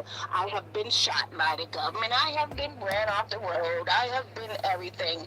And each time I showed them, I'm not scared of you. You don't scare me. Nothing scares me. You know, we were born to fight. And so I'm not afraid of anything, but yet I want everyone, if we all can have um, that same passion, and if we all can come together and let's fighting on this white man's platform. Because every time we do that, they find a way to infiltrate us and then come in. You get what I mean? But no one can make me fight my brother or sister in public. And anyone on here that I've ever had a problem with, give me a call. I don't give you a Google number. I give you my direct cell number. And I tell you, like you said, don't call with the BS. Because I'm very unapologetic with my tongue. I speak it, I mean it, and I live it. Just like when Brother Marcel, when I first heard he wanted to run, me and my husband got up off our old asses and we went down there and we walked those streets. And I think I was the first one to put video of me walking down the streets and getting the young people and hearing from the old white people and the younger white people that they didn't even know about Marcel. I said, well, you know about him now. Let me explain. I was letting them see different, hear him on different platforms, how well he speaks. And that's what we need in our community. Now, my time is almost my time. I'm sitting at the grave. I'm just going to keep it really honest. I'm about to join the ancestors, but even when I join the ancestors, I will still be in this fight from beyond, just like they are, because we are the only, and I tell everybody, we're the only people on this earth that has a signed contract with the government, and yet they don't want to fulfill that contract. But they're covenant breakers. They owe us not just that. Some of us are from the original nations. They're covenant breakers. They're liars. They're Right. takers, and they And make you know, they my make piracy. husband, They he make does music, they make and piracy. he's going to be having a space with Ishmael Friedman on music reparations. Right. So let's do Because they've this. stolen that also. They've stolen Like, I want to everything. hit them from everywhere. They've You stolen. understand what I'm saying? But Yes. let me tell you, you guys, everybody, I need to tell my black family this, and I need for y'all to share this and spread it any and every way. Here in Pittsburgh, for the last, I wanted to see how it went. For the last year to 2 years, we have been under the Pittsburgh Purge. Now, if anybody has watched the movie The Purge, we have been under the Pittsburgh Purge. They have taken, it's 300,000 black people and only 700 police officers to deal with 300,000. And what happens is from 3 a.m. to 7 a.m., I don't care if you get shot and murdered, that body will not be touched. You gotta leave a message. They don't even come.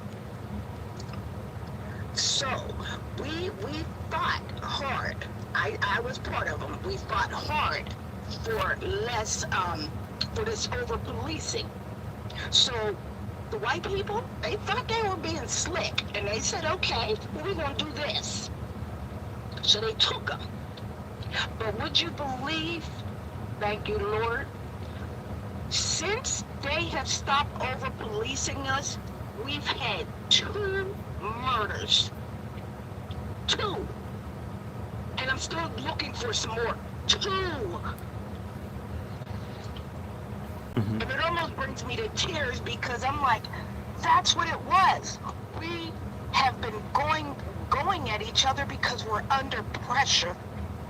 So now we don't have that police car in our windshield. We can't look and see a police car.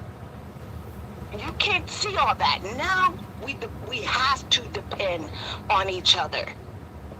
And now here in Pittsburgh, you would not believe, we walk around.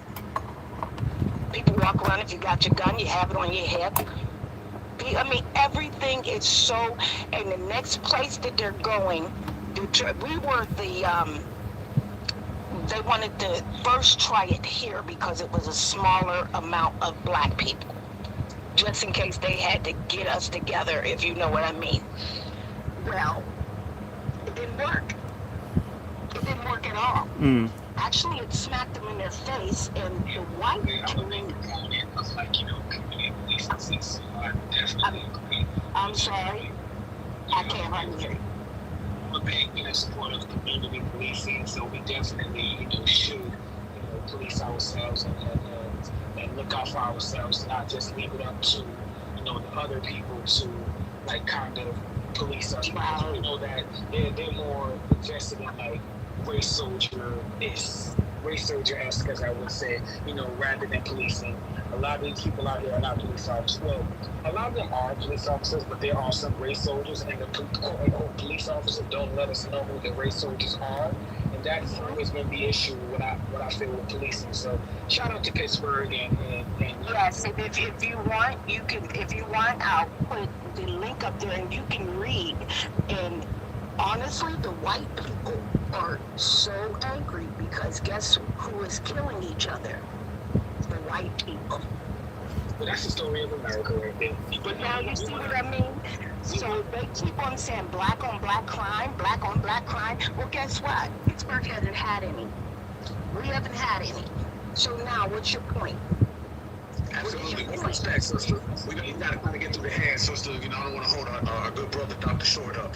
But, okay, I did just wanted to let people know that because they are now starting to try other states. So be looking for that to come to, I think they said they're starting in California, then they're going to Florida, then they're going to go to places like that, but they're going only to black communities because they said, oh, y'all want to keep complaining about police, over-policing? Well, we're going to take them away, and we're okay with it. Thank you very much, Black Alpha. Hey, much respect to you, beloved. I just followed you. If you need anything, make sure you hit me up. I'm right here anytime, okay? Much respect to you. Much love to you. And much love to you, and I love all of my family. And can I say one last thing, and I'm out? Family, our biggest shield, our biggest gun for any war is let's get our families together. Women, you do need men. We are just the curators for home, our children, okay? We gotta get them together and let our men do what men are supposed to. I'm not a man. I don't propose to be a man. I just support all my black men. And Brother Short, you ain't going nowhere. Me or you, because we got the mouth for the South. Love you, and I'll be sending you an email. Thank you. Black Alpha. Oh, and brother, I want to do a quick shout out, and I'll be quick, I promise you. So quick, because the people's hands are up. I just want to say hi to Sidonian Snow, whose family's from Tifton County, Georgia, as is mine. Hi, cousins. Genealogy is powerful. We need to use it. I've landed. Much respect. First off, I want to tell everybody. Hey, don't be talking about Georgia, bro. I need everybody in here. Look in the Jumbotron. And I want y'all to see right there, Cash App, $ DrRandyShort. We got 200 and plus people in here. Everybody, right now, not later on, right now, drop something on our good brother's Cash App. This right here, these stories, the knowledge, the wherewithal, everything that we learned, just the energy, the vibe. This is free game. You know, this ain't something that you got to pay for. This ain't YouTube streaming. This ain't Hulu. This is real life. Okay, so I want everyone in here right now. Look in the Jumbotron. You will see it. Drop something on our brother's Cash App. That's coming from me. I'm telling you guys to do that. Make sure you do. We got to support each other. Each one, teach one. We all do a little. We all do a lot. And this is the way we move through the cycle and the process. So I want to keep it going. Sage, did you have something you want to say, brother? I think our brother turned to Black Power. Come back up, brother, if you're there. Come on back up. Anybody else who has questions while we have our good brother Dr. Short here? I don't want to hold him up all night, so if anybody has a question, make sure you utilize this opportunity so we can take this game and we can move forward in this movement, all of us collective as one. But brother Sage, did you want to have something to say? And then we'll move on to everybody else. just to reset though, our good brother Dr. DrRandyShort made the announcement that and I don't know if the brother wants to talk about how, but so please don't badger him with that. Just breeze past it. But he made the announcement that he has stage 4 cancer, and we want to show the brother love, and we want to just be there for the brother financially and emotionally. So that's what this room is about, just showing his brother love, thanking him for all of the knowledge that he's given throughout the years and continue to give us, God willing. So again, I want to get to the hands. Please keep it brief if you could, because we don't know how long we have the brother here, so we want to get as much people as possible and be respectful of the brother's time.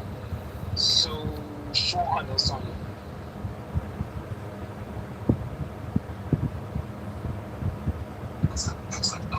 Hey, good afternoon, family. I appreciate y'all letting me speak.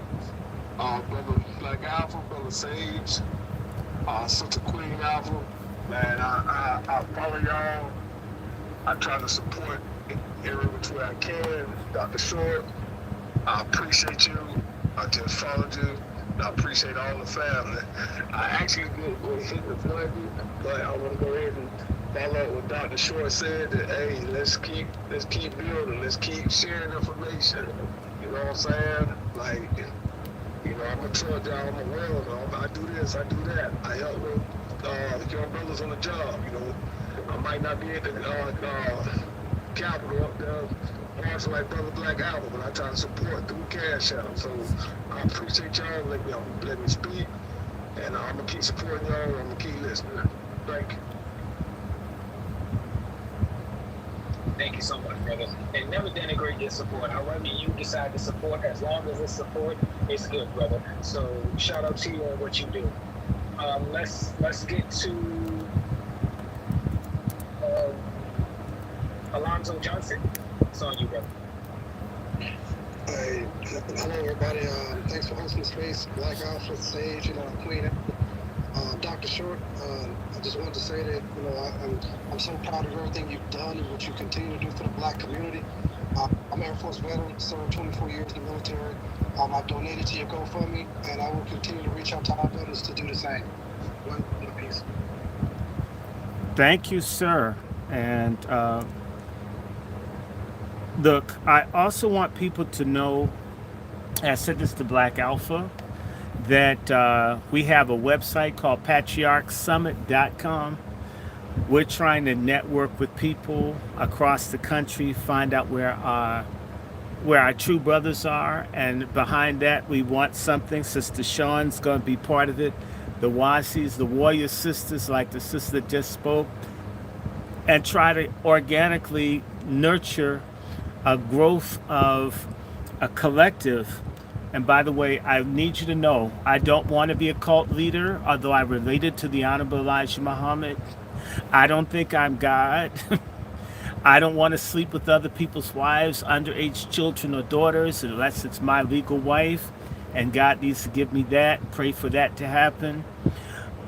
But we need to come together, in particular black men, as patriarchs, and not a patriarchy that steps on or abuses women, but exalts the dignity and the regality of black women that I used to see that they're trying to destroy. Their women have never measured up to our women when our women are being at their best. We as men need to stiffen our backs, come together, support each other. There's a book I got over in my other room that talks about black men and racial trauma. I think I sent that to you, Brother Black Alpha, for you to at least know that's out there. And people need to know I have a YouTube channel called the Angry Black Men's Book Club. Haven't done a lot of books, but I'm going to try to get back to it. I want to let everybody know today was the last day that I had to take antibiotics. I've had to take it for 6.5 weeks straight. And that's been a trip. Now it's over, so I think I'll be better. I have all these books for those people to see the books that I bought, things I read, I want to share.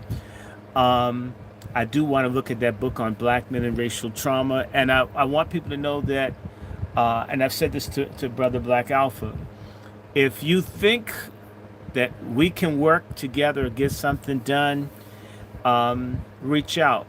I give advice all the time. I won't do some things like people say, I want you to read my dissertation. I'm thinking that's crazy. Are you going to pay me? Because I have to pay to get mine read. But if it's something within reason, where we can serve and help each other, like I see Brother Negro on here. Brother Negro and Sister Nicey. Brother Negro here, he's the one that exposed all of the ACLU, Tethers, and Boule people that I sent to you, Brother Black Alpha. That's the one that's Negro on here. He's a couple rows down. You need to know him. He's with the Negro Knights. He is, he's like the angriest black man from New England. Do you realize if you put that nigga on the South Pole, global warming, we'd lose all of our coastal cities. I mean, that's how angry he is. So if you think I'm militant, you should see the younger people behind me. I'm like a Negro spiritual. I'm like almost an Uncle Tom compared to the younger people I know. I saw Sister Nicey, nice T. She's in California. She's the sister who's going to work with us to see how we can get a nexus to raise hell in California, because that's some bullshit and we can stop it. And again, it would be not only is she a bright sister, but she's a fine looking sister. It's like, damn, either that's AI or she's hot, or both. I see a Mark. I don't know if that's Mark Carter, but if that is Mark Carter from Chicago, who's turned the whole city red, uh, God bless you. Bless all the people. And let's ask some more questions. If you think we can do this again, you can look for me. I know that they blocked my stuff, but I'm the Angry Black Men's Book Club on YouTube. If not, email me. We'll figure some way. Again, I want to mention that Mark Carter, who's in here, this dude has raised so much hell. I see Angry Black Man, ABM, that's in Baltimore. I see Sister Brooke from Crooklyn. She's the one that shut all the damn Asians down. They all hate her. She's the inspiration for the anti-hate bill. Yeah, the sister's right here in our room. She's the one that caused all the trouble in New York. She's on here. Who else do I see? And if I miss someone, please don't get mad. I'm not trying to ignore anybody, because Negroes get all sensitive, and you know, they're almost as sensitive as a white dude with a small dick that has Down syndrome. Please don't get sensitive like that. If I missed you, I'm not ignoring you. I'm just trying to make certain. I saw someone and I passed. Oh, Devin Cole. She's always around. I think she's in Chicago. She treats me like I'm a white man. I get so much respect, love calls, and oh my God, someone black in Idaho. Damn. I mean, brother, can we help you move? Shit, we need a GoFundMe for you. I don't know how. I mean, I'd like to see how he's making it. He probably has a house full of guns. Probably has an AR-15 and some rocket launchers, because it's rough out there. I tell you, it's pretty country, but I'll stay in the hood, although my area is now gentrified. There are enough rainbow flags and stuff. I almost feel like I'm an AIDS virus test. There's so many flags in my neighborhood. Anyway, let me shut up. Shout out to you, Dr. Short. And yes, Brooke, she's been causing so much trouble in Brooklyn. Why are you such a troublemaker? Yeah. You need to stop it, Brooke. Stop causing all that trouble. Let's get to El Hotep, white woman to you. Hotep. Let's get to El Hotep.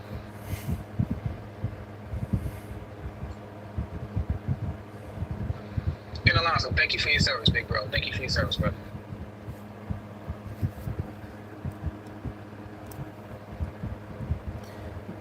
I can't hear, but El Hotep, he always sends me all this information. Now and then it make me mad. You know, don't send me no don't send me no anti-Christian stuff. You know, I'm a Bible Negro. I mean, some of us Bible Negroes are for real. I mean, the fake ones like TD Jakes, send that to them. They need something to bother them. But anyway, he always sends me good stuff. Always keeps me informed. But anyway, questions? Come on, what do y'all think about Roland Martin? What do y'all think about these sellout Negroes in California? What do you think? In fact, we're supposed to talk about Kamala Harris. Can I go ahead and do that and just say to y'all that Kamala Harris is a total hoe? I had an hour conversation with Judge Joe Brown and her today about her today. I think El Hotep got a question for you. Oh, I can't hear him. What's he saying? I can hear you now. Okay. Yeah, man. I hope everybody's doing good. Dr. Short, man. Love the content. It's been a while. It's a pleasure to talk to you finally and stuff like that. So I left the channel. So if anybody cutting up in the channel, I can't see right now because I'm right now on the space. But we need Brother Bag X to come back, man. So whenever you get a chance, if Brother Bag X can come back, man, one time, the us how he been doing and get some Sure. insight from him on how everything's been going. I tell you what, I think I can do that. I think we can have him on Thursday or Friday or both. Y'all need to know that if you go into Twitter right now and you look under black, there used to be lots of black things that would trend for the last 4 months. You can't even see black Twitter sometimes. You don't even see Black Lives Matter sometimes. Everything that's about black people has been attacked throughout social media because they're very afraid of people like Brother Negro. They're afraid of Black Alpha. They're afraid of El Hotep. They're afraid of Brother Sage. They're afraid of people. And so we don't always see stuff. And so I don't do announcements because if I announce I'm going to do a show, they make it so you can't see it. But if you want me to do Brother Bag X and you promise to share it with some people, Brother Bag X wants to talk about Kamala Harris. I definitely, and I want to talk about all those fat, big titty Greek letter broads that are trying to get us to vote for her. I'm sure Brother Bag X he supports Biden. And he probably thinks that Kamala's blowjobs gave him Alzheimer's. So we could do that. We could do that. I mean, I didn't know people think about it. Okay, I know Sister Devin will miss Brother Bag X, so we'll do it. I'll do something this week. I feel better. Y'all will not believe it. I'll say one more thing so y'all know. They gave me contaminated blood 2.5 years ago, and that stuff should have killed me. And I'm still here. And since they treated the contaminated blood, I feel better. So let's do it. I'm going to try to do it this week. Why not email me? I'll send you my number. Let's talk about that. And we'll try to get that done this week. We can use some humor because there's some sad ass shit going on in this country. I don't know if you got that message too I sent you about the birds, but if you did, talk to that lady that you've been conversing with and put some of that stuff. Well, there is a very good website called it's called Herbal Results. Herbal Results.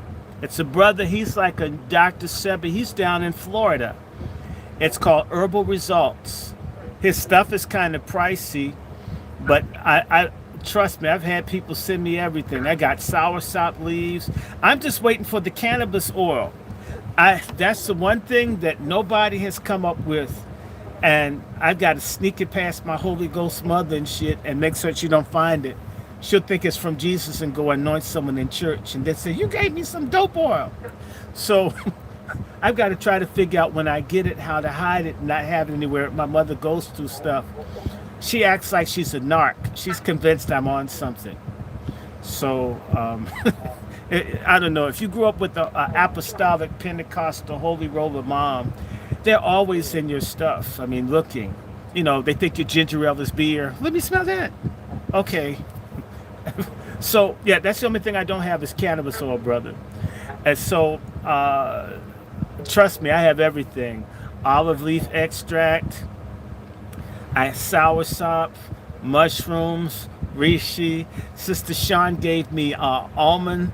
No, what is it? Apricot seed stuff. You can't eat too many or it'll kill you. But it's supposed to have cyanide in it to kill the stuff. And I'm going to just tell you, I'm going to take this seriously because prostate cancer, it's not just cancer. It downsizes your dick. I mean, I don't have reparations and my dick is getting smaller. You understand how angry I am? So I'm going to get better. And you gonna pull through. Of course. I mean, I didn't plan to talk about this. That's what I'm trying to tell people. Don't be sad. That's the fastest way to make yourself sick and me sick. Is for you to be. People have been more sad than me.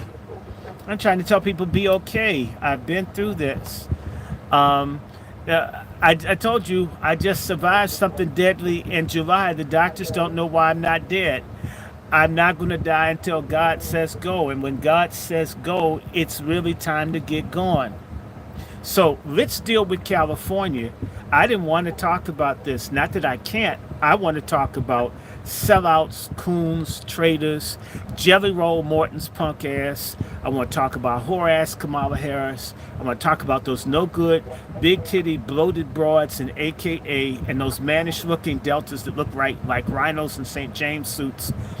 And all the punk Negroes talking about voting for Kamala and how we get our damn money. How do we use this crisis to get paid? It's time for us to get money. White folks use wars in Africa to get rich and extract by not paying. If there's a civil war between various factions of racist people and other groups, why can't we too get paid? Two groups of whites fought during the Civil War. We at least got some degree of freedom. We should look at all of the problems as an opportunity to take advantage of the crisis to get something for ourselves. These goddamn illegals have figured it out. Why not us?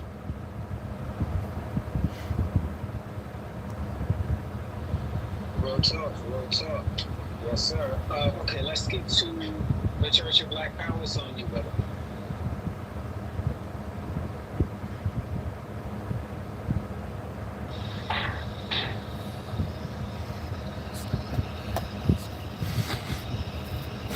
Church of Black Power, you there? Why you sound like you're flying cheese?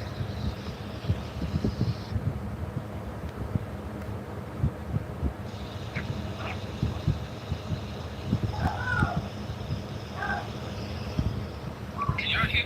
Is he talking? It sounds like someone's taking a shower. Brother Black. Yeah, no, we got to come back up. Come back up, church. Come back on up, family. We got to keep it moving. Let's go to the Negro Black Knight. Hey, how's it going, brother Sage? How's it going, big brother Alpha as well? Thank you for showing support and love to my brother, Dr. DrRandyShort, Brothers of the Struggle. I really do appreciate that we're taking the time to look out for our elder, who is fighting for us, who is building awareness about people who are against our community. The Boule are one of the perpetuators of genocide to our community. They block our best and our brightest, so we won't be on our A game. So I appreciate you guys for sharing sharing the content that I had about these guys and spreading the word about these guys. These guys are bad news. We need to make their lives difficult, no matter what the setting is. That is our duty. I don't care if it's on a college campus. I don't care if it's in a study hall. I don't care if it's in a city hall meeting. Wherever that's at, that's ground zero. As you can see, they're rank and file people. Those are rank and file members. Keep that in mind. These are not people that are officers within their organization. These are not their leaders and council. These are regular rank and file members that are against our struggle. That means the whole damn record label is against our struggle. So, one band, one sound, I definitely want to hear the tunes to go against these clowns. Because these are the guys that block Dr. DrRandyShort from getting the stuff that he needs. These are the guys who block me in grad school, so I won't graduate on time. These are the people that will undermine your high schooler who gets valedictorian. These are these guys. These are these guys that will obstruct your contracts. Shout out to Brother Mark. They do that. So these guys are just as much of an enemy as to the white man. But we need to compare them as one and the same. If they are against our lineage-based reparations, then they are a direct enemy to our struggle and progress. But again, thank you, Dr. DrRandyShort, for believing in me and working with me when other people did not see the value. We need to see the value in one another when others don't. Because that's how we can come to the top and rise like cream to the top. Because we are the best. We are the ones that the ancestors are waiting on. We are. Your peace and blessings and salute. Make sure that you give that flyer to the nearest Boule member and let them know they need to quit that organization. Because they ain't black if they Boule. Say it again. They're not black if they Boule. And my thing is, if you don't hate the Boule, you ain't black. Nobody should love that crap anymore. And I was going to mention, Brother Black Alpha, that article that I sent you that I did 4 years ago, last month, on Kamala Harris in Pace News, that's out in California. And it's trying to warn black people about Kamala Harris and her being a little slut full of shit. And I tried to warn people. I used to work in human rights with people from India, and Kamala Harris is a Brahmin. Those people see us all as subhuman shit out of God's ass. That's why we're going to be treated worse than we've ever been treated if she becomes president. When you hear about the women getting gang raped in India and you wonder how it happens and why it happens all the time, they don't explain it to you because the United States has diplomatic relations with India, and therefore they don't explain that in India, the women that are getting raped many times are the equivalent of black women or niggers, untouchables, pariah, pachma, backward caste, scheduled caste, tribals. These are the inferior people to Kamala's type of Indian. So it's not really rape. If it's like in the South, a white man, you'll almost never find being charged of raping a black woman. It's the same in India. A high caste Hindu can't rape a low caste Hindu. It didn't happen. In fact, Kamala Harris, according to Judge Joe Brown, had an event at the Naval Observatory, which is the residence of the Vice President in the United States here in Washington, had an event with Indians, and this very rich Indian, but they were untouchable, or an Indian nigger, accidentally brushed his shoulder on a Brahmin, basically the equivalent of the white elite in India. That's how I would say it, because black folks here are lazy and we don't like thinking. So I have to use everything black and white because we don't expand our minds. But in India, the ruling people are called the Brahmins. They're the super rich. They are the religious ritual people. They're called twice-borns. This man brushed shoulders with this man who was a Brahmin, and this man was so disgusted that his version of a nigger touched him until he immediately went into doing a purification ritual because he was contaminated by even touching someone who was less than him. A lot of Indians don't support Kamala Harris because she's fucked people like Willie Brown. They see her as contaminated. Kamala Harris is a member of the Hillcrest Country Club. It's a white supremacist Jewish country club in Los Angeles in which there are almost no blacks. Everything about her says I hate black people except for this fake ass sister girl thing that she did. She's a phony. That article, all you need to do, everybody out here, if you go into Google, because my article, it's gone viral, put in Negro Gate 4, but put in the 4 as IV, like the Roman numeral 4. And it'll put up, everybody needs a copy, everybody needs to share that with everybody that they know. The people are so angry about the article, they took the website down, it got hacked. Because this shit was hitting tens of thousands of people. The mainstream media isn't telling you who Kamala is, and the Boule media, people like Jelly Roll Morton, or should I say Jelly Roll Martin, they're lying to you about who Kamala Harris is.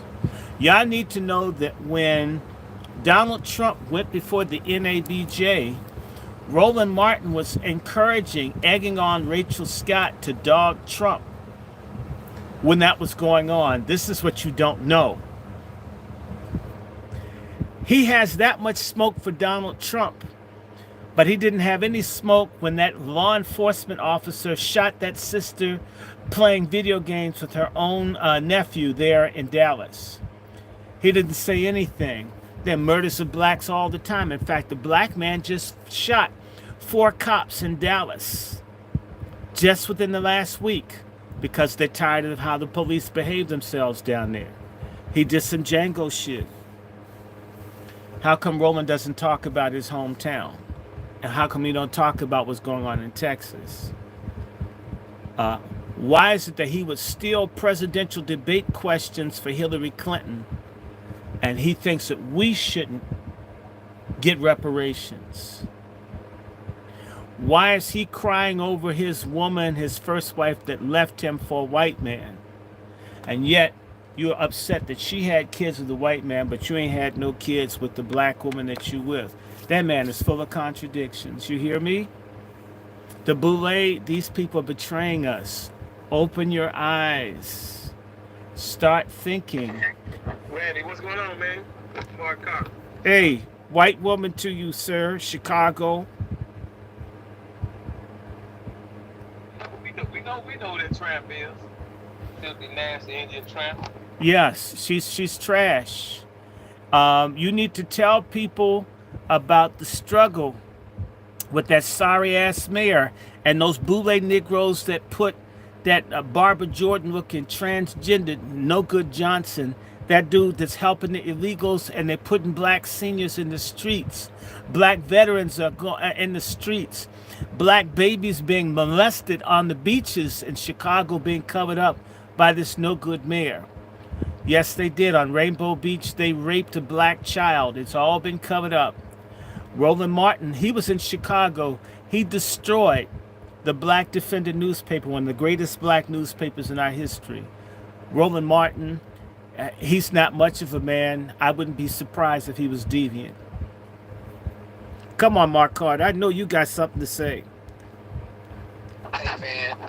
Roland is not in Chicago right now to this day on the radio because we went after the radio station and let it be known if this dude is not removed from this radio station, then there will be consequences, not just for him. And so we put so much pressure down that they fired him. They had to get rid of him. Do you think we could get him off of YouTube? I mean, it's not so much to get him off of YouTube. It's to consistently expose him. Mm-hmm. It's to constantly expose him for who he is. No, hold on. No, you're in Chicago.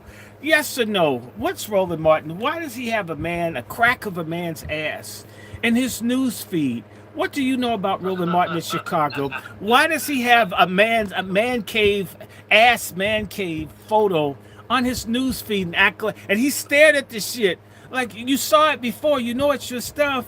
He said that it's some replay or something just fed automatically on his iPad.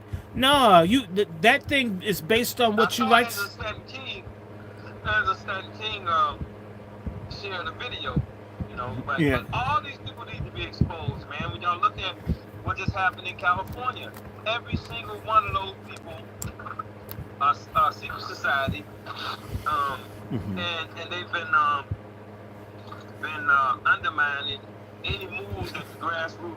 And did you see the woman on the California thing? There's a black woman that looks like the Tasmanian devil.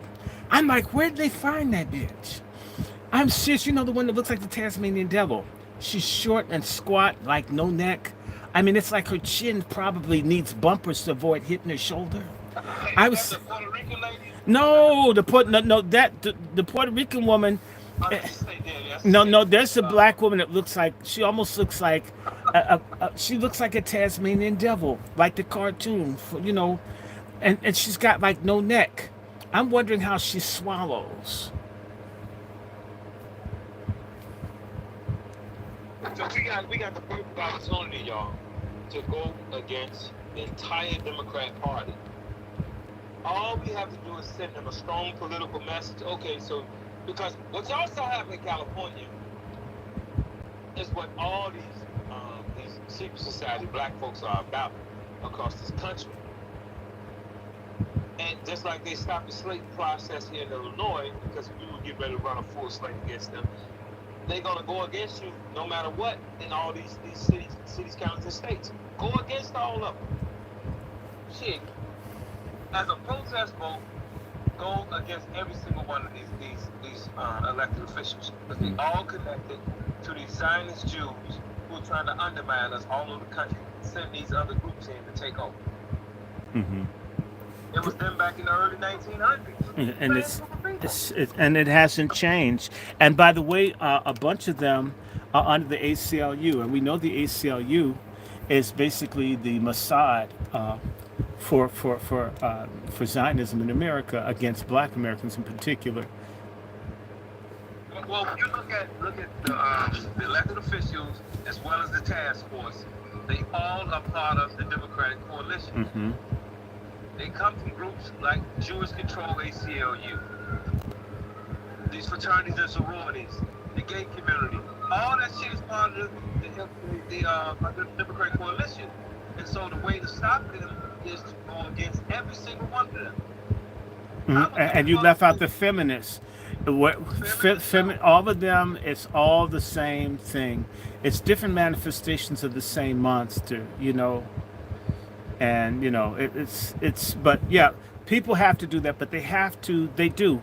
We have to get out of the mindset of going along to get along. We need to wreck it. We need to train to fall off the tracks.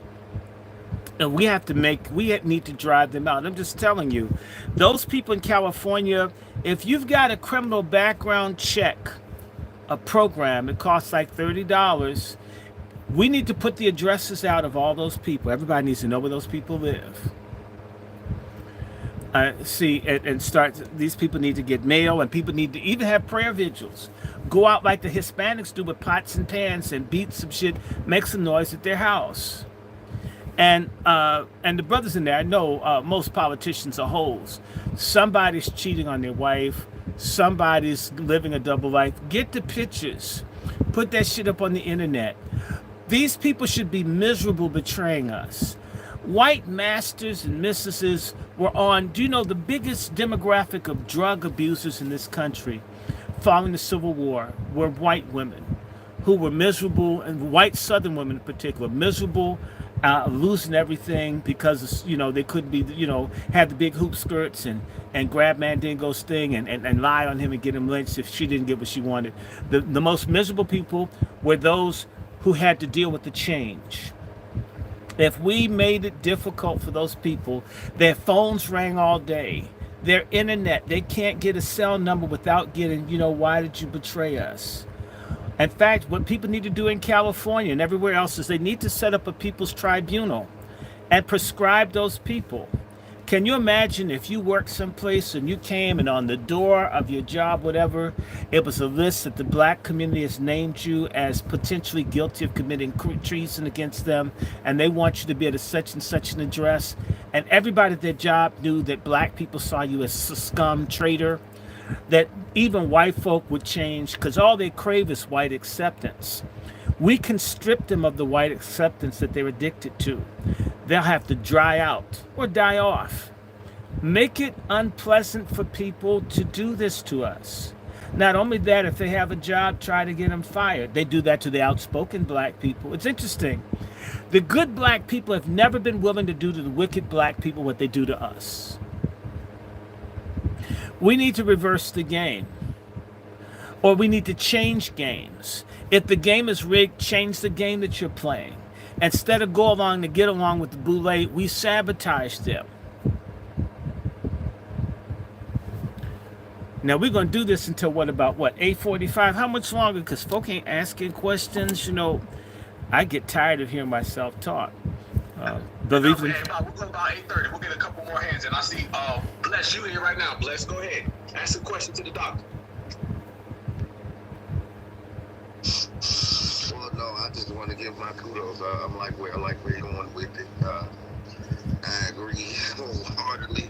I just want to say, Doc, one thing I've always been saying is that we have to make our coons scared to be coons. They need to fear, and in the back of their head, in their subconscious, if I do this, my community is going to see about my ass.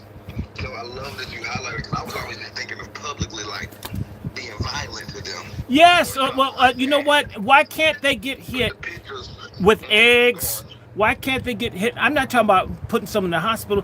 Why can't they get hit with an egg or a pie? The gays were throwing pies at people. The shit worked too. Why can't we throw pies? Why don't we make a coon pie and hit a coon with it? We could make a special pie to be a coon pie and just, yes, or throw some chitlins on them, some greens, whatever, some bathtub greens on Kamala. Even if, the fact that you didn't injure them, you get a small fine. People don't understand the protest. I threw some flour on you. They do this everywhere. We're the only people that worship nigger preachers and people that betray us. We figure once someone gets up in a high place to look out for us, when they don't, punish them, bring their ass down. If they're like an Adam Clayton Powell, you support them. If they're not, don't. I mean, people are more intelligent with who they lay down with than what we do our politics. Like, if you're not good to me, you get cut off. We're the only people that keep giving because it's in a ballot box. These people should. I've been saying this for years. If just one tomato were to hit Hakeem Jeffries and he was speaking, what would happen is the white media and the white people backing them will end up not talking to them, saying, those guys can't contain the black masses anymore. We're going to have to talk to the real black people. As long as we convey to them, by not attacking them, that they can be used on us, they will be used. We have to force this to change to suit us. Why not do what we want? Why can't somebody like Danny Davis in Chicago get popped in the head with an egg when he's out in public? I didn't say a rock. I don't want to injure anybody. But imagine their clothes messed up and them getting booed on. And by the way, who threw eggs? Who had eggs thrown at them in Harlem? Martin Luther King. Who had the people throw the eggs? Malcolm X. If Malcolm X is our great leader and all that, and he had eggs thrown at Martin Luther King, who they saw as a coon, why can't we throw eggs at our coons today? I love it. He couldn't even walk, do his presidential walk. You know how they do their presidential walk to the White House or wherever they walk to. Man, the people were throwing eggs at his ass, and he had to get in the car. So they threw the eggs at the car he was in. And black people threw bottles at President Carter in Miami.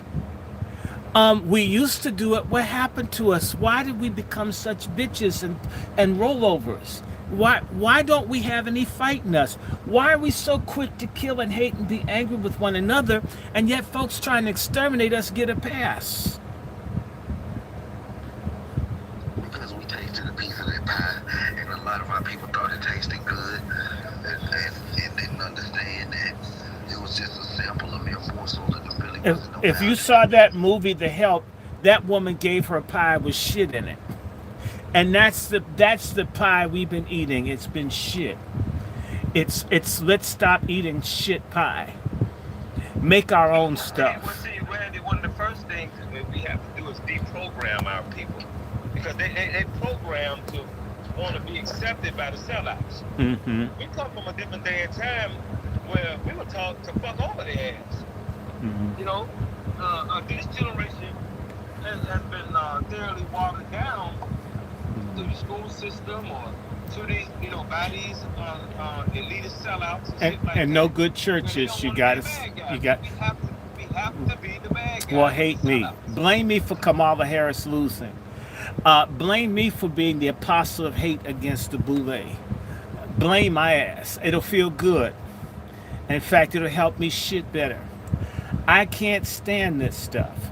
We absolutely must, like Maxine Waters said, we got to get in their faces. We should find out. Hold on. When the Boule has a party, y'all should all show up and take some broke rowdy niggas, the kind that probably their Mitchum is wearing off and shit. The same way that you guys did that nigga. Remember the guy from the Black Conservative Federation, and y'all turned him out in Chicago and had all the white people afraid because all the angry black people there. We need to stop. We need to make the people align with them, not trust them, and say your own people hate you. That would be a major moral victory when they realize it's the same way. Go ahead. Can you hear me, Randy? Yes. Look, you brought up the Brahmin Indian. Most people don't know that Gandhi was a Brahmin Indian, and he starved himself to keep the lower caste people out of position of darkness for his people. It's called the Puna. It's called He the. literally tried to kill himself. Yeah. And that's what really made Dr. King start seeing what he was about when he went over there. Yeah, well, no. Dr. King got fooled. Gandhi did starve himself in 1933. It's called the Puna Pact, because one of the Indians that was untouchable, the Indian equivalent of a lower class, outcast black person who learned about black history in Harlem, went back to India. The whole Indian liberation movement's based off the Black American movement. This is how deep this shit is, y'all. We can have that conversation if y'all want. Okay, but it's real simple. Gandhi, to prevent the black Indians or the Dalits, the untouchables, from getting reparations, starved himself. And he knew if he starved to death, let me finish. Let me finish. Let me finish. Let me finish. Let me finish. Let me finish. If you came in later, they mass murdered their people. I'm trying to give an example, but you're interrupting me. Gandhi starved himself as a threat to the black Indians that if he died, he knew he would cause mass genocide against the black Indians. He literally was willing to cause a genocide. And when Gandhi died, there was genocides in India. Easily 3, 4, 5 million people were killed when India and Pakistan became independent. A lot of it has to do with people that Kamala Harris's family is aligned with the Indian Nazi movement. What most people don't know is that when Nazism was supposedly destroyed in Europe, it went over to India. And the Indian people, in fact, India, Mein Kampf, Hitler's books are bestsellers every year in India because the Indians identify with Nazism and anti-blackness. Their whole religion is about the hatred of black people, and they believe in the genocide of black people. The Indian Indira Gandhi, the third prime minister of India, right? She went around making certain that all of the black Indians, as many as they could, were given forced vasectomies. Do you wonder why Kamala had vasectomies at the DNC? That's from her Indian culture, to forcibly vaccinate, in particular, black men. And so they had a motto back in 1976 in the campaign against her: abolish Indira Gandhi to save your penis. So when you hear Kamala talk about abortion and all this stuff, hits her culture. The Indian Nazis, the guy who runs India now, Modi, came to power killing Muslims and darker skinned Indians. That's the head of India now, helped do a genocide on Muslims in the 90s. They absolutely hate our guts. And they have a Nazi party, and it's called RSS, and I can't remember all the damn words, but you have my email. If you want to follow, I will get you the info. This is no secret that Gandhi himself hated black people. He was a pedophile, a rapist, a bisexual, a deviant. And you got the stupid ass fuckers in the King family and everywhere else with statues of Gandhi everywhere. In Africa, they're knocking all the statues down because they realize that Gandhi hated black people's guts. Even in India, there's a woman with the last name Roy. They've come out, and now the people in India are saying Martin Luther King is the greatest human rights leader, not Gandhi. And in America, you got dumb fuck, goofy niggas. I've had to correct them. I don't even like going to events. They're praising Gandhi because they were told Martin Luther King was tricked, and there's certain black people that get bribes from rich Hindus to lie about Gandhi being the liberator of black people, and in reality it is not true. And in fact, in the Hindu creation thing, black people come out of God's ass. How are you going to treat people that you think is shit out of your God's ass people? That's why Kamala's daddy is telling her, look, don't put me in your shit. You know what I mean? And that's why her mother and father aren't together. Her father's not a Brahmin. That's why they got divorced. No one talks about it. His ass is at Stanford. He's this brilliant dude, but he wasn't Brahmin. He wasn't good enough. Ask anybody to fuck around with Indians. They'll bust up your family. They'll even kill you if you marry one of them because you aren't good enough. You're subhuman. That's how they see us. Their daughters if they find out. Yes. You know they successfully did it in Washington and practiced and brought that same caste system over here. So that's how we know how serious it is. You know? It's deeper than that. Do you realize in Oregon, they now recognize caste discrimination? It's all here. It's here. And they're going to use it on us. I got involved with the Indian movement in the 90s, people, because I understood it was going to be done to us. They're doing it in Trinidad. They're doing it in Canada. They do it in Guyana. They do it in England. They do it wherever they go. They do it to blacks in Kenya and Uganda and Tanzania and South Africa. It's wherever they go. And people like Al Sharpton and them knows this, but you know why they go along with it? Because they just as racist as she is when it comes to poor black people. See, the black racists, the Brahmin racists, the Ku Klux Klansmen, they all the same people. They are all the same people. And by the way, all of the Boule people and all of your black church organizations are aligned with Planned Parenthood, which comes out of the Negro Project to exterminate black people. Every single solitary, in particular the AME church, that equated getting an abortion to civil rights. We're in a lot of trouble, people. And stop respecting these niggas. They're no good. Just because you have a nicer car, you don't think a pimp is a good person when he has a big car, a big house. Why should a no good, fake ass, bootleg, bankrupt preacher be somebody? Or a no good, bribe taking politician?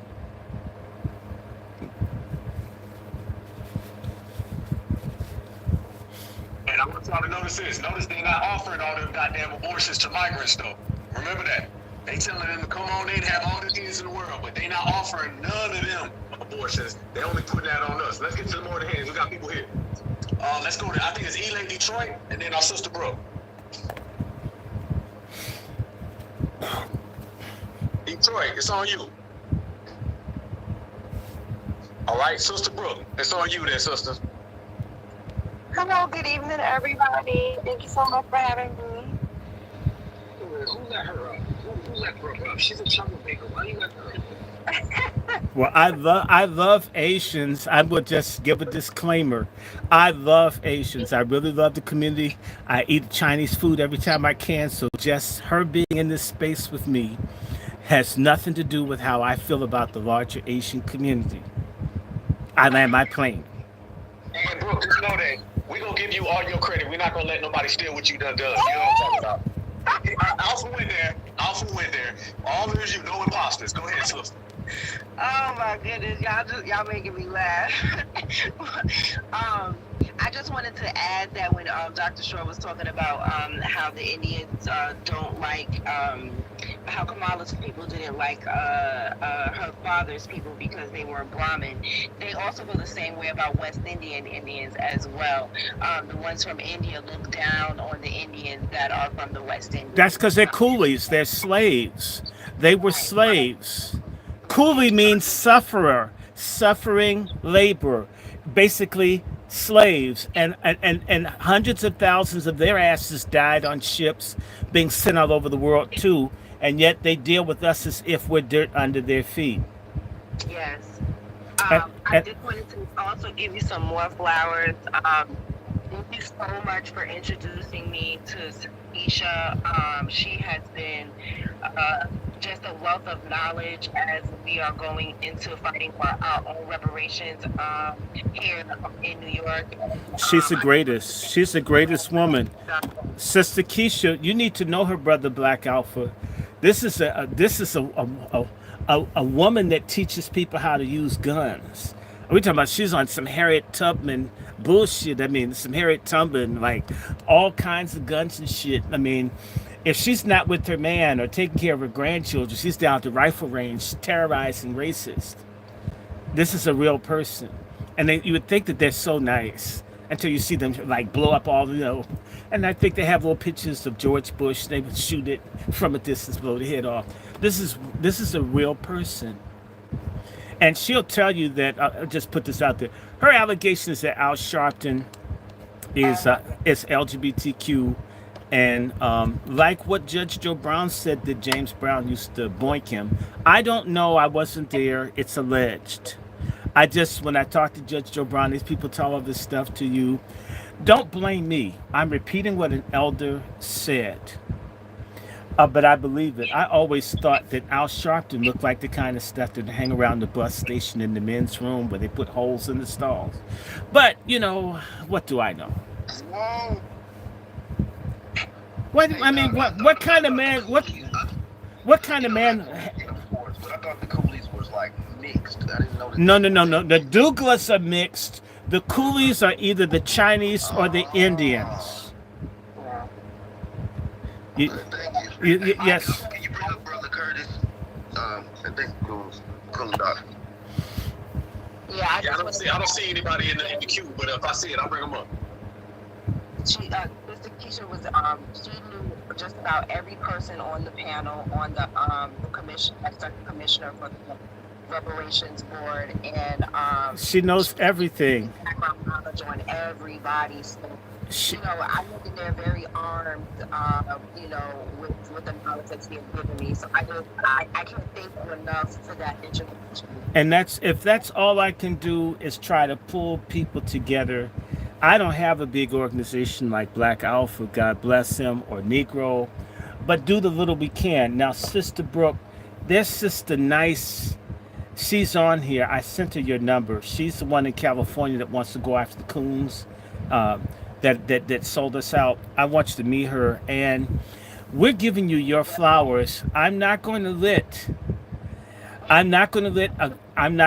anybody steal from you anymore. And I got asked a question, and I said, I'm being forced to be honest with you, not because I went out of my way to hurt anybody, because I don't want to.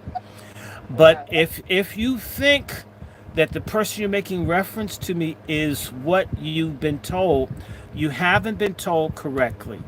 So I will let you speak to the source of all of that red apple stuff, and I will not interject so no one can say I did anything to anybody. All I did was learn the truth and had one person that had a question talk to the person that had the answer. If somebody feels bad about us being honest about stuff, then you're an op or you're a fraud. Okay? Well, and that person can always come and see me. They're not going to see. They're not going to see you. They're not going to see you. Notice how certain people are silent when Democrats screw black people. They can only speak when it's a Republican. I'm a registered Republican. If a Republican is a fuck up like that nigger down in Florida, Byron Donalds, you'll never see me defend someone around party lines. He's a tether and he's a fraud. You'll never see that because I'm black first. In fact, I was black before I became a Christian. All right? So you can't come to me and tell me what your party affiliation is. You're either for our freedom and everything that we're owed, or you're not. And so when I see you play party politics, when I see you run after everyone that you think has clout, whether they're crooked or not, like Sean King, and you excoriate me for bringing up the obvious, I'm not attacking anyone. I'm only saying, why would you insult me publicly when I don't insult you? Why don't you write me directly? Why do that? It's because I'm not respected. You think I'm nobody. I don't think that you're nobody, but you think I'm nobody. Yeah. Well, hold on. Do you know who else does stuff like that? Kamala Harris. There's a type of person, when you get things that you didn't really earn, you have contempt for people who've actually done the work. Yes, sir. That's what you're seeing. I don't hate anyone. I haven't called names. I'm not saying that something I can't easily prove. Okay, I'm not saying. What else he has in common in what's the word I'm looking for? Like Kamala Harris, she you're using her body to get where she needs to go. Well, it doesn't always. No problem doing that. It doesn't always work out the way they like. Don't blame me. Don't blame me. I haven't said who, and it's look. I'm not even there. I'm only saying this, that in this movement moving forward, this is my suggestion to everybody: vet everyone. Because what I've seen, there's a little bitch that you see on the news. I think her name is Athena. You may see her on ABC News, whatever. I think Athena and I were in Amnesty International together. And everything that I did, they got credit for.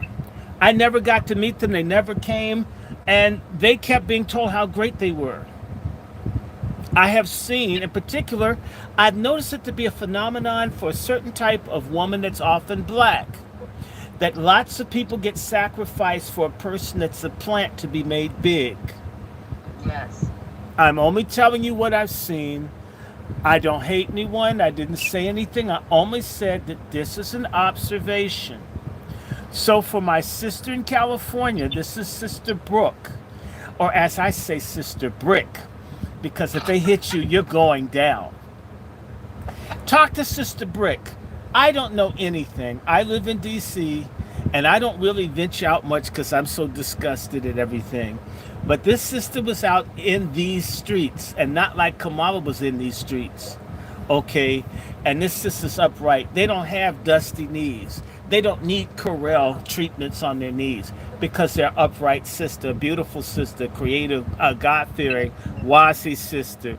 And we need to celebrate our good sisters. And sister, you look, when I get off this phone, I'm sending you your sister in California that needs your help, because we've got to find a way to work the phones, to work the internet, and we need to be able to dox. We need to do this across the country. We need to dox everybody that's on a reparations committee in this country. We need to know where the hell they are, where they live, and what they do, and let them know that we're watching them. We need vigilance community. Where are our black men and women, minute men and minute women? We turn it out. We need to get tired of this. And we need to let people know we hate treason, and we can make people enemies of the people. EOP. If you're an EOP, or actually a BE, a BIOP, a Boule, enemy of the people. BIOP. If you're a BIOP, we're on you. Trust me, our people used to get things done because people feared ostracism. Then we became relative. Everything is acceptable. Oh, well, you know, a rectum can be a vagina. I guess for him. Well, his rectum is a vagina. See, it's his truth. Instead of it's his bullshit. Or his rectal prolapse. Or his trip to the rectal surgery specialist because he needs some AI for anal incontinence. We need to get out of this stuff. We need an end to the insanity.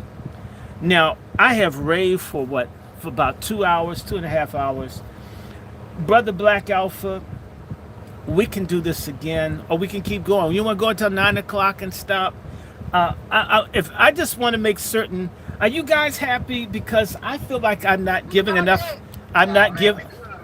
I feel like I did not give enough, or tell you enough, or say enough. That's what, but we do need to have, and we need to get Judge Joe, and we need to get other people. We need to really have this thing, but we have to stop Kamala Harris, or as I say, do me this favor and call her Cum Swallow. That's what I call her, and that's why she picked that dude. They like the same kinds of drinks. If you heard that guy swallowed horse semen as a college dare, you couldn't dare me. You had to want to drink horse semen. And if you drink horse semen, why not drink a human? And my thing is, how did you get the semen out of the horse? And what if the horse got happy? What if the horse got happy and kicked him? That knock his rib, collapse his rib cage. That I don't understand that, man. Something's wrong with his son. I was telling that before it came out. He had autism. The way he yoked him, I'd hate to see I yoke him at home. There's something wrong with his wife liking smelling burning tires and shit. There's something wrong with this whole thing. And Shapiro, he's a freak, and he covered up a Jewish woman getting stabbed like 20 some odd times in Pennsylvania. Real talk. This is all weird. Kamala Harris is an alcoholic, everybody. She's a drunk. And somebody needs to tell that hoe, this is not like COVID. You can't do Betty Ford remotely at home. You need to go somewhere and dry your poly substance abusing ass out. And just because you swallowed Willie Brown's cum doesn't make you a sister by no stretch of the imagination. Okay, and killing black babies doesn't make you a black mother. Just that woman, come on, y'all. And understand the great thing is that Newsom, or should I say old cum, because he's a little filthy, pay toilet, sex queen, bathhouse lying, so and so. He can't be our president. That's the other thing we need to let everybody know. Since Newsom wouldn't support the bill, he can never be president of the country. And guess what that will do for Nancy Pelosi's in-air liquor bill? Because that shit was running $100,000 a year. She's spending on alcohol drinking on planes. It may double. All of this effort for Nancy Pelosi's nephew to be made president, we can make that fail. We could just announce Newsom will never be president. The same way blacks in Maryland said O'Malley wouldn't be president for how he dogged black folks in Maryland. And O'Malley was a friend of Pelosi, a Roman Catholic from Maryland that lost. Flex your power. We're powerful. We have to stop imagining. You know, when I was in school, I'm going to go back to 1971. My white teacher was trying to teach and she taught my black peers in my class that they couldn't read. And as a consequence, they believed her. And I'm wondering how their lives turned out. I couldn't give a damn about what Miss Young said. I can too read, okay?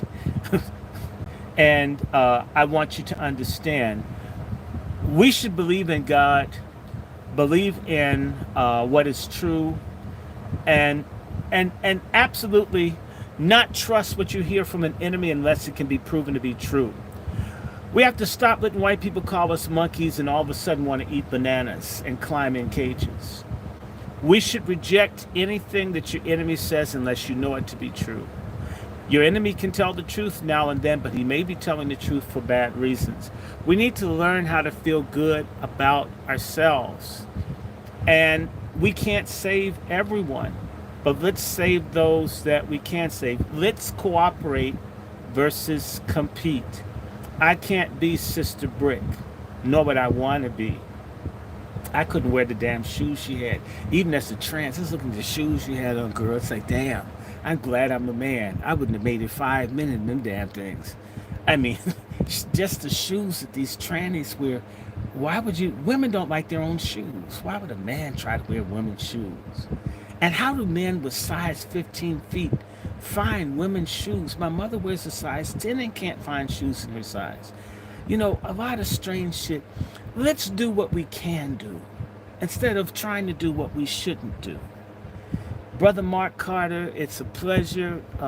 All of y'all. Let me get off here. Brother Alpha has a family. I don't want his wife mad at him. He probably has some fatherly duties to do. And so we don't want him not to do them. We want to keep every black family together that we have. He needs his beauty rest. But you guys know how to contact me. Look up the patriarchsummit.com. You can always join the Angry Black Men's Book Club. You may always email me at drrandyshort@gmail.com. It is also my Zelle and PayPal. I have a Patreon, which is underutilized. It's Dr. Randy Short. I have a Cash App that people bless me on, and it has really been good. You don't know how much herbs you have to buy, shit your insurance doesn't cover, to fight cancer, and you can't tell the doctors you're getting it because they'll try to block you. So a whole lot of people that have been very good to me, that have sent at $ Dr. Randy Short, I have been buying herbs, and I have been taking the soursop and the Essiac tea and the other stuff. Sister Eve sent me some nasty ass tea, but I'll tell you, it gave me a bowel movement the size of Washington Monument, which I thank Sister Eve. Support your black herbalists, your black health providers. We need to have these discussions of how to heal ourselves. Everything is poison, but we have healers in our midst. By the way, Sister Brooke If you've got fucked up skin, Sister Brooke has her own product line. You know, even my fucked up skin, I'm gonna buy some stuff from her. She just hasn't told me how much she charges. Let's buy from each other, help each other, support each other, write each other. Maybe you don't have anything. Just say, hey, look, I'm praying for you. Or pray for someone. A lot of people didn't get visitors in the hospital. They were afraid of my ass, but the nurses and shit were fucking with me. We gotta have a long talk about how we get fucked with in the medical places. And I'm talking about foreign black people treat me like shit, like the little Ghanaian nigga that put blood all on my sheets and tried to walk out my room. I still have to do my survey and go in on his ass. My brothers and sisters, what time is it? Almost 9 o'clock? How many minutes we got to 9? We got 10 minutes. We're going to go 10 more, and then we're going to go. We're going to leave at 9 o'clock. But please, if y'all can, drop me a piece. I got to try to get some ivermectin. I still, Sister Brooke, I need this cannabis oil. I mean, and I not to smoke hash. I don't use any drugs. Although I feel like I have, I don't know. I feel, I couldn't be a druggie because I'm crazy as it is. I can't imagine the shit I'd be saying if I was high. Um, anyway, maybe I can ask Erica Badu what it means. But anyway, look, y'all can always write, donate, join, subscribe, help Brother Black Alpha, befriend each other on Twitter. It is lonely standing up. Brother Negro needs some friends. If you're in Delaware, this dude is afraid because they have death squads killing black people in Delaware that nobody talks about, that the Bidens let do it. Let's help each other. Try. It's not so hard. It becomes infectious. Once you meet other serious people, it helps you to deal with the disappointment and the coons that you'll meet along the way. Coons are a lot like speed bumps and stop signs and stop lights. It's just part of the road. In our journey, we're going to meet no good, full of shit, liar, grifter, scammer black people. Don't let your melanin fool you. Evil can be with a lot of melanin or with very little. But always look for character, look for righteousness, for kindness, understanding.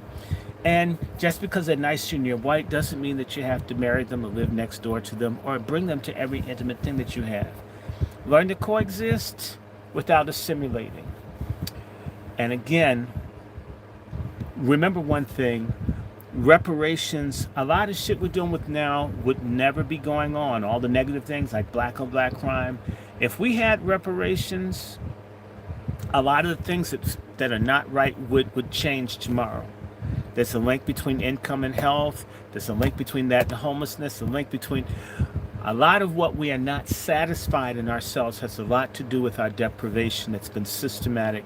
It has nothing to do with us other than us being victims, and as victims, not coming together and deciding a way of how to be victors, I'm sorry. We need to change it where we're the victors. And that's what I want y'all to know. It's doable. I'm so convinced that if Sister Brooke got with Sister Nicey, got with Black Alpha, and we can flip this thing. Let us remember the Chinese Communist Party, one of the most powerful entities in the world, started off with less than 20 people. When you think about all the black groups and organizations, we have the people. We just haven't come up with the plan. We haven't come up with the strategy. And then something that's long term. Don't expect it to be immediate. We're talking about freedom for 60, 70, 100 million people. We're not talking about an orgasm. And if you come too fast, even when you're doing it, it's not good to you, is it? In fact, if you come really too fast, it's a preemie. And that's the problem. A lot of our movements have been like preemies. We need to get to the finish line. And it isn't dying, so I'm not fatalistic. How about living to see the fulfillment of what we work for? We don't need people to die in their 20s, 30s, and 40s. As few people die prematurely as necessary. That would be proof that we're moving forward. Is that the sacrifice that those that are willing to make don't have to be so great. Both Dr. Martin Luther King talked about this in his book, Where Do We Go From Here? Chaos of Community.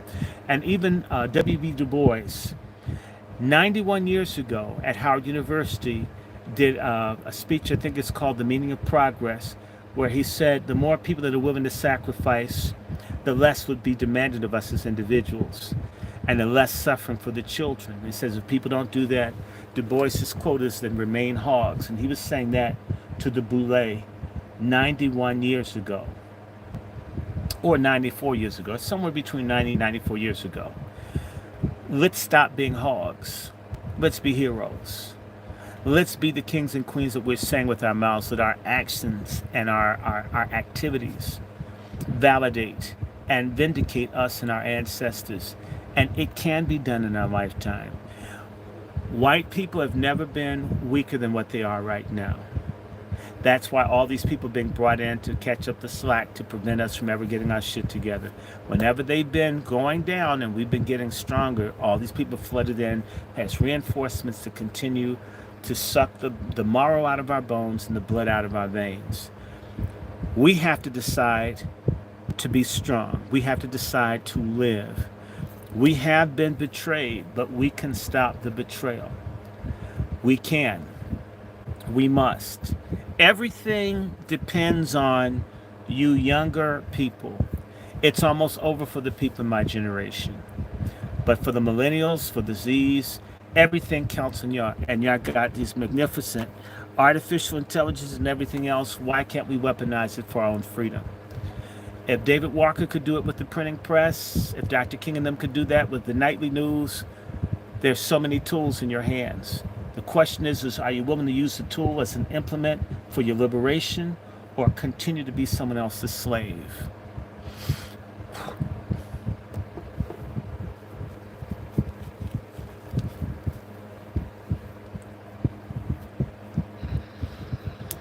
Amazing way to close out, brother. Amazing way to close out.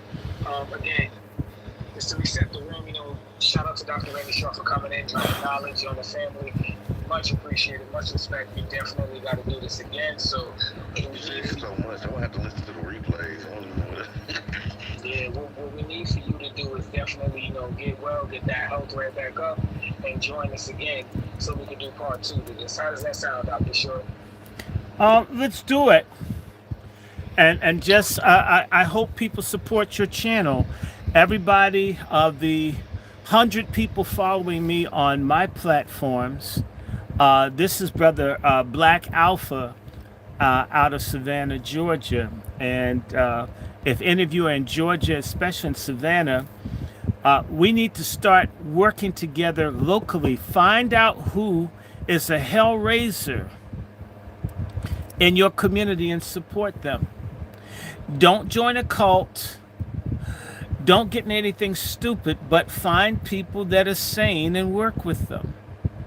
You work with the white folk that hate your job, that are causing you hypertension and having you to take psychotropic drugs to cope dealing with them. Why can't we use some of that patience and understanding for one another? That's all I'm asking.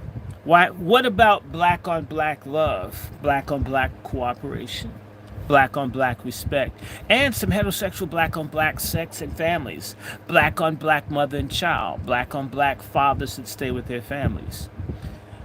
If we could do it in Jim Crow, what the hell is the excuse now?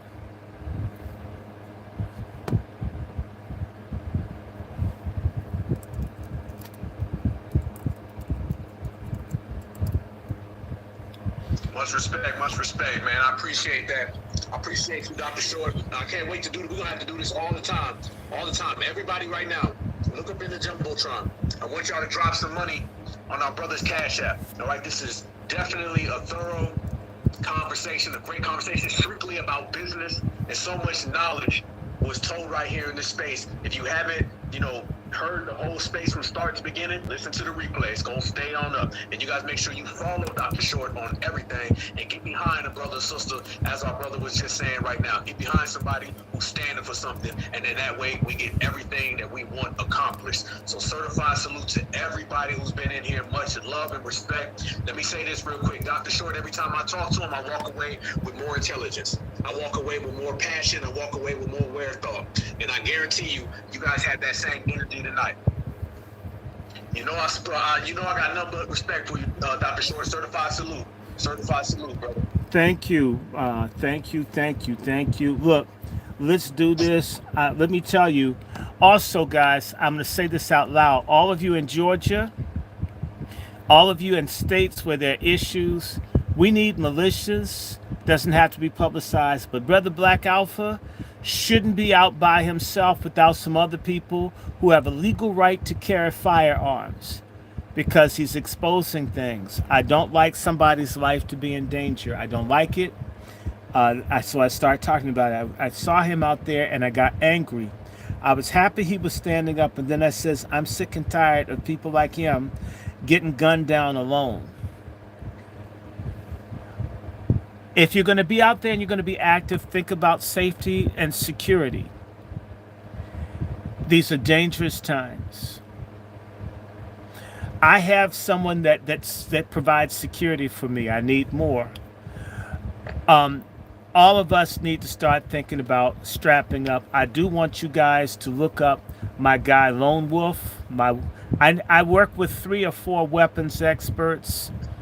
We need to have God, guns, gold, food, and land, and families. And guns are one of the easiest things we can get in that group. And we need a movement for ex-offenders that have paid their debt to society, that have gone straight, for them to be able to have firearms, because these illegals who mass murdered where they came from have guns. And we must do that. Our women and children are at risk. The police will not come. They've been brought here to kill us and destroy us. We must save ourselves.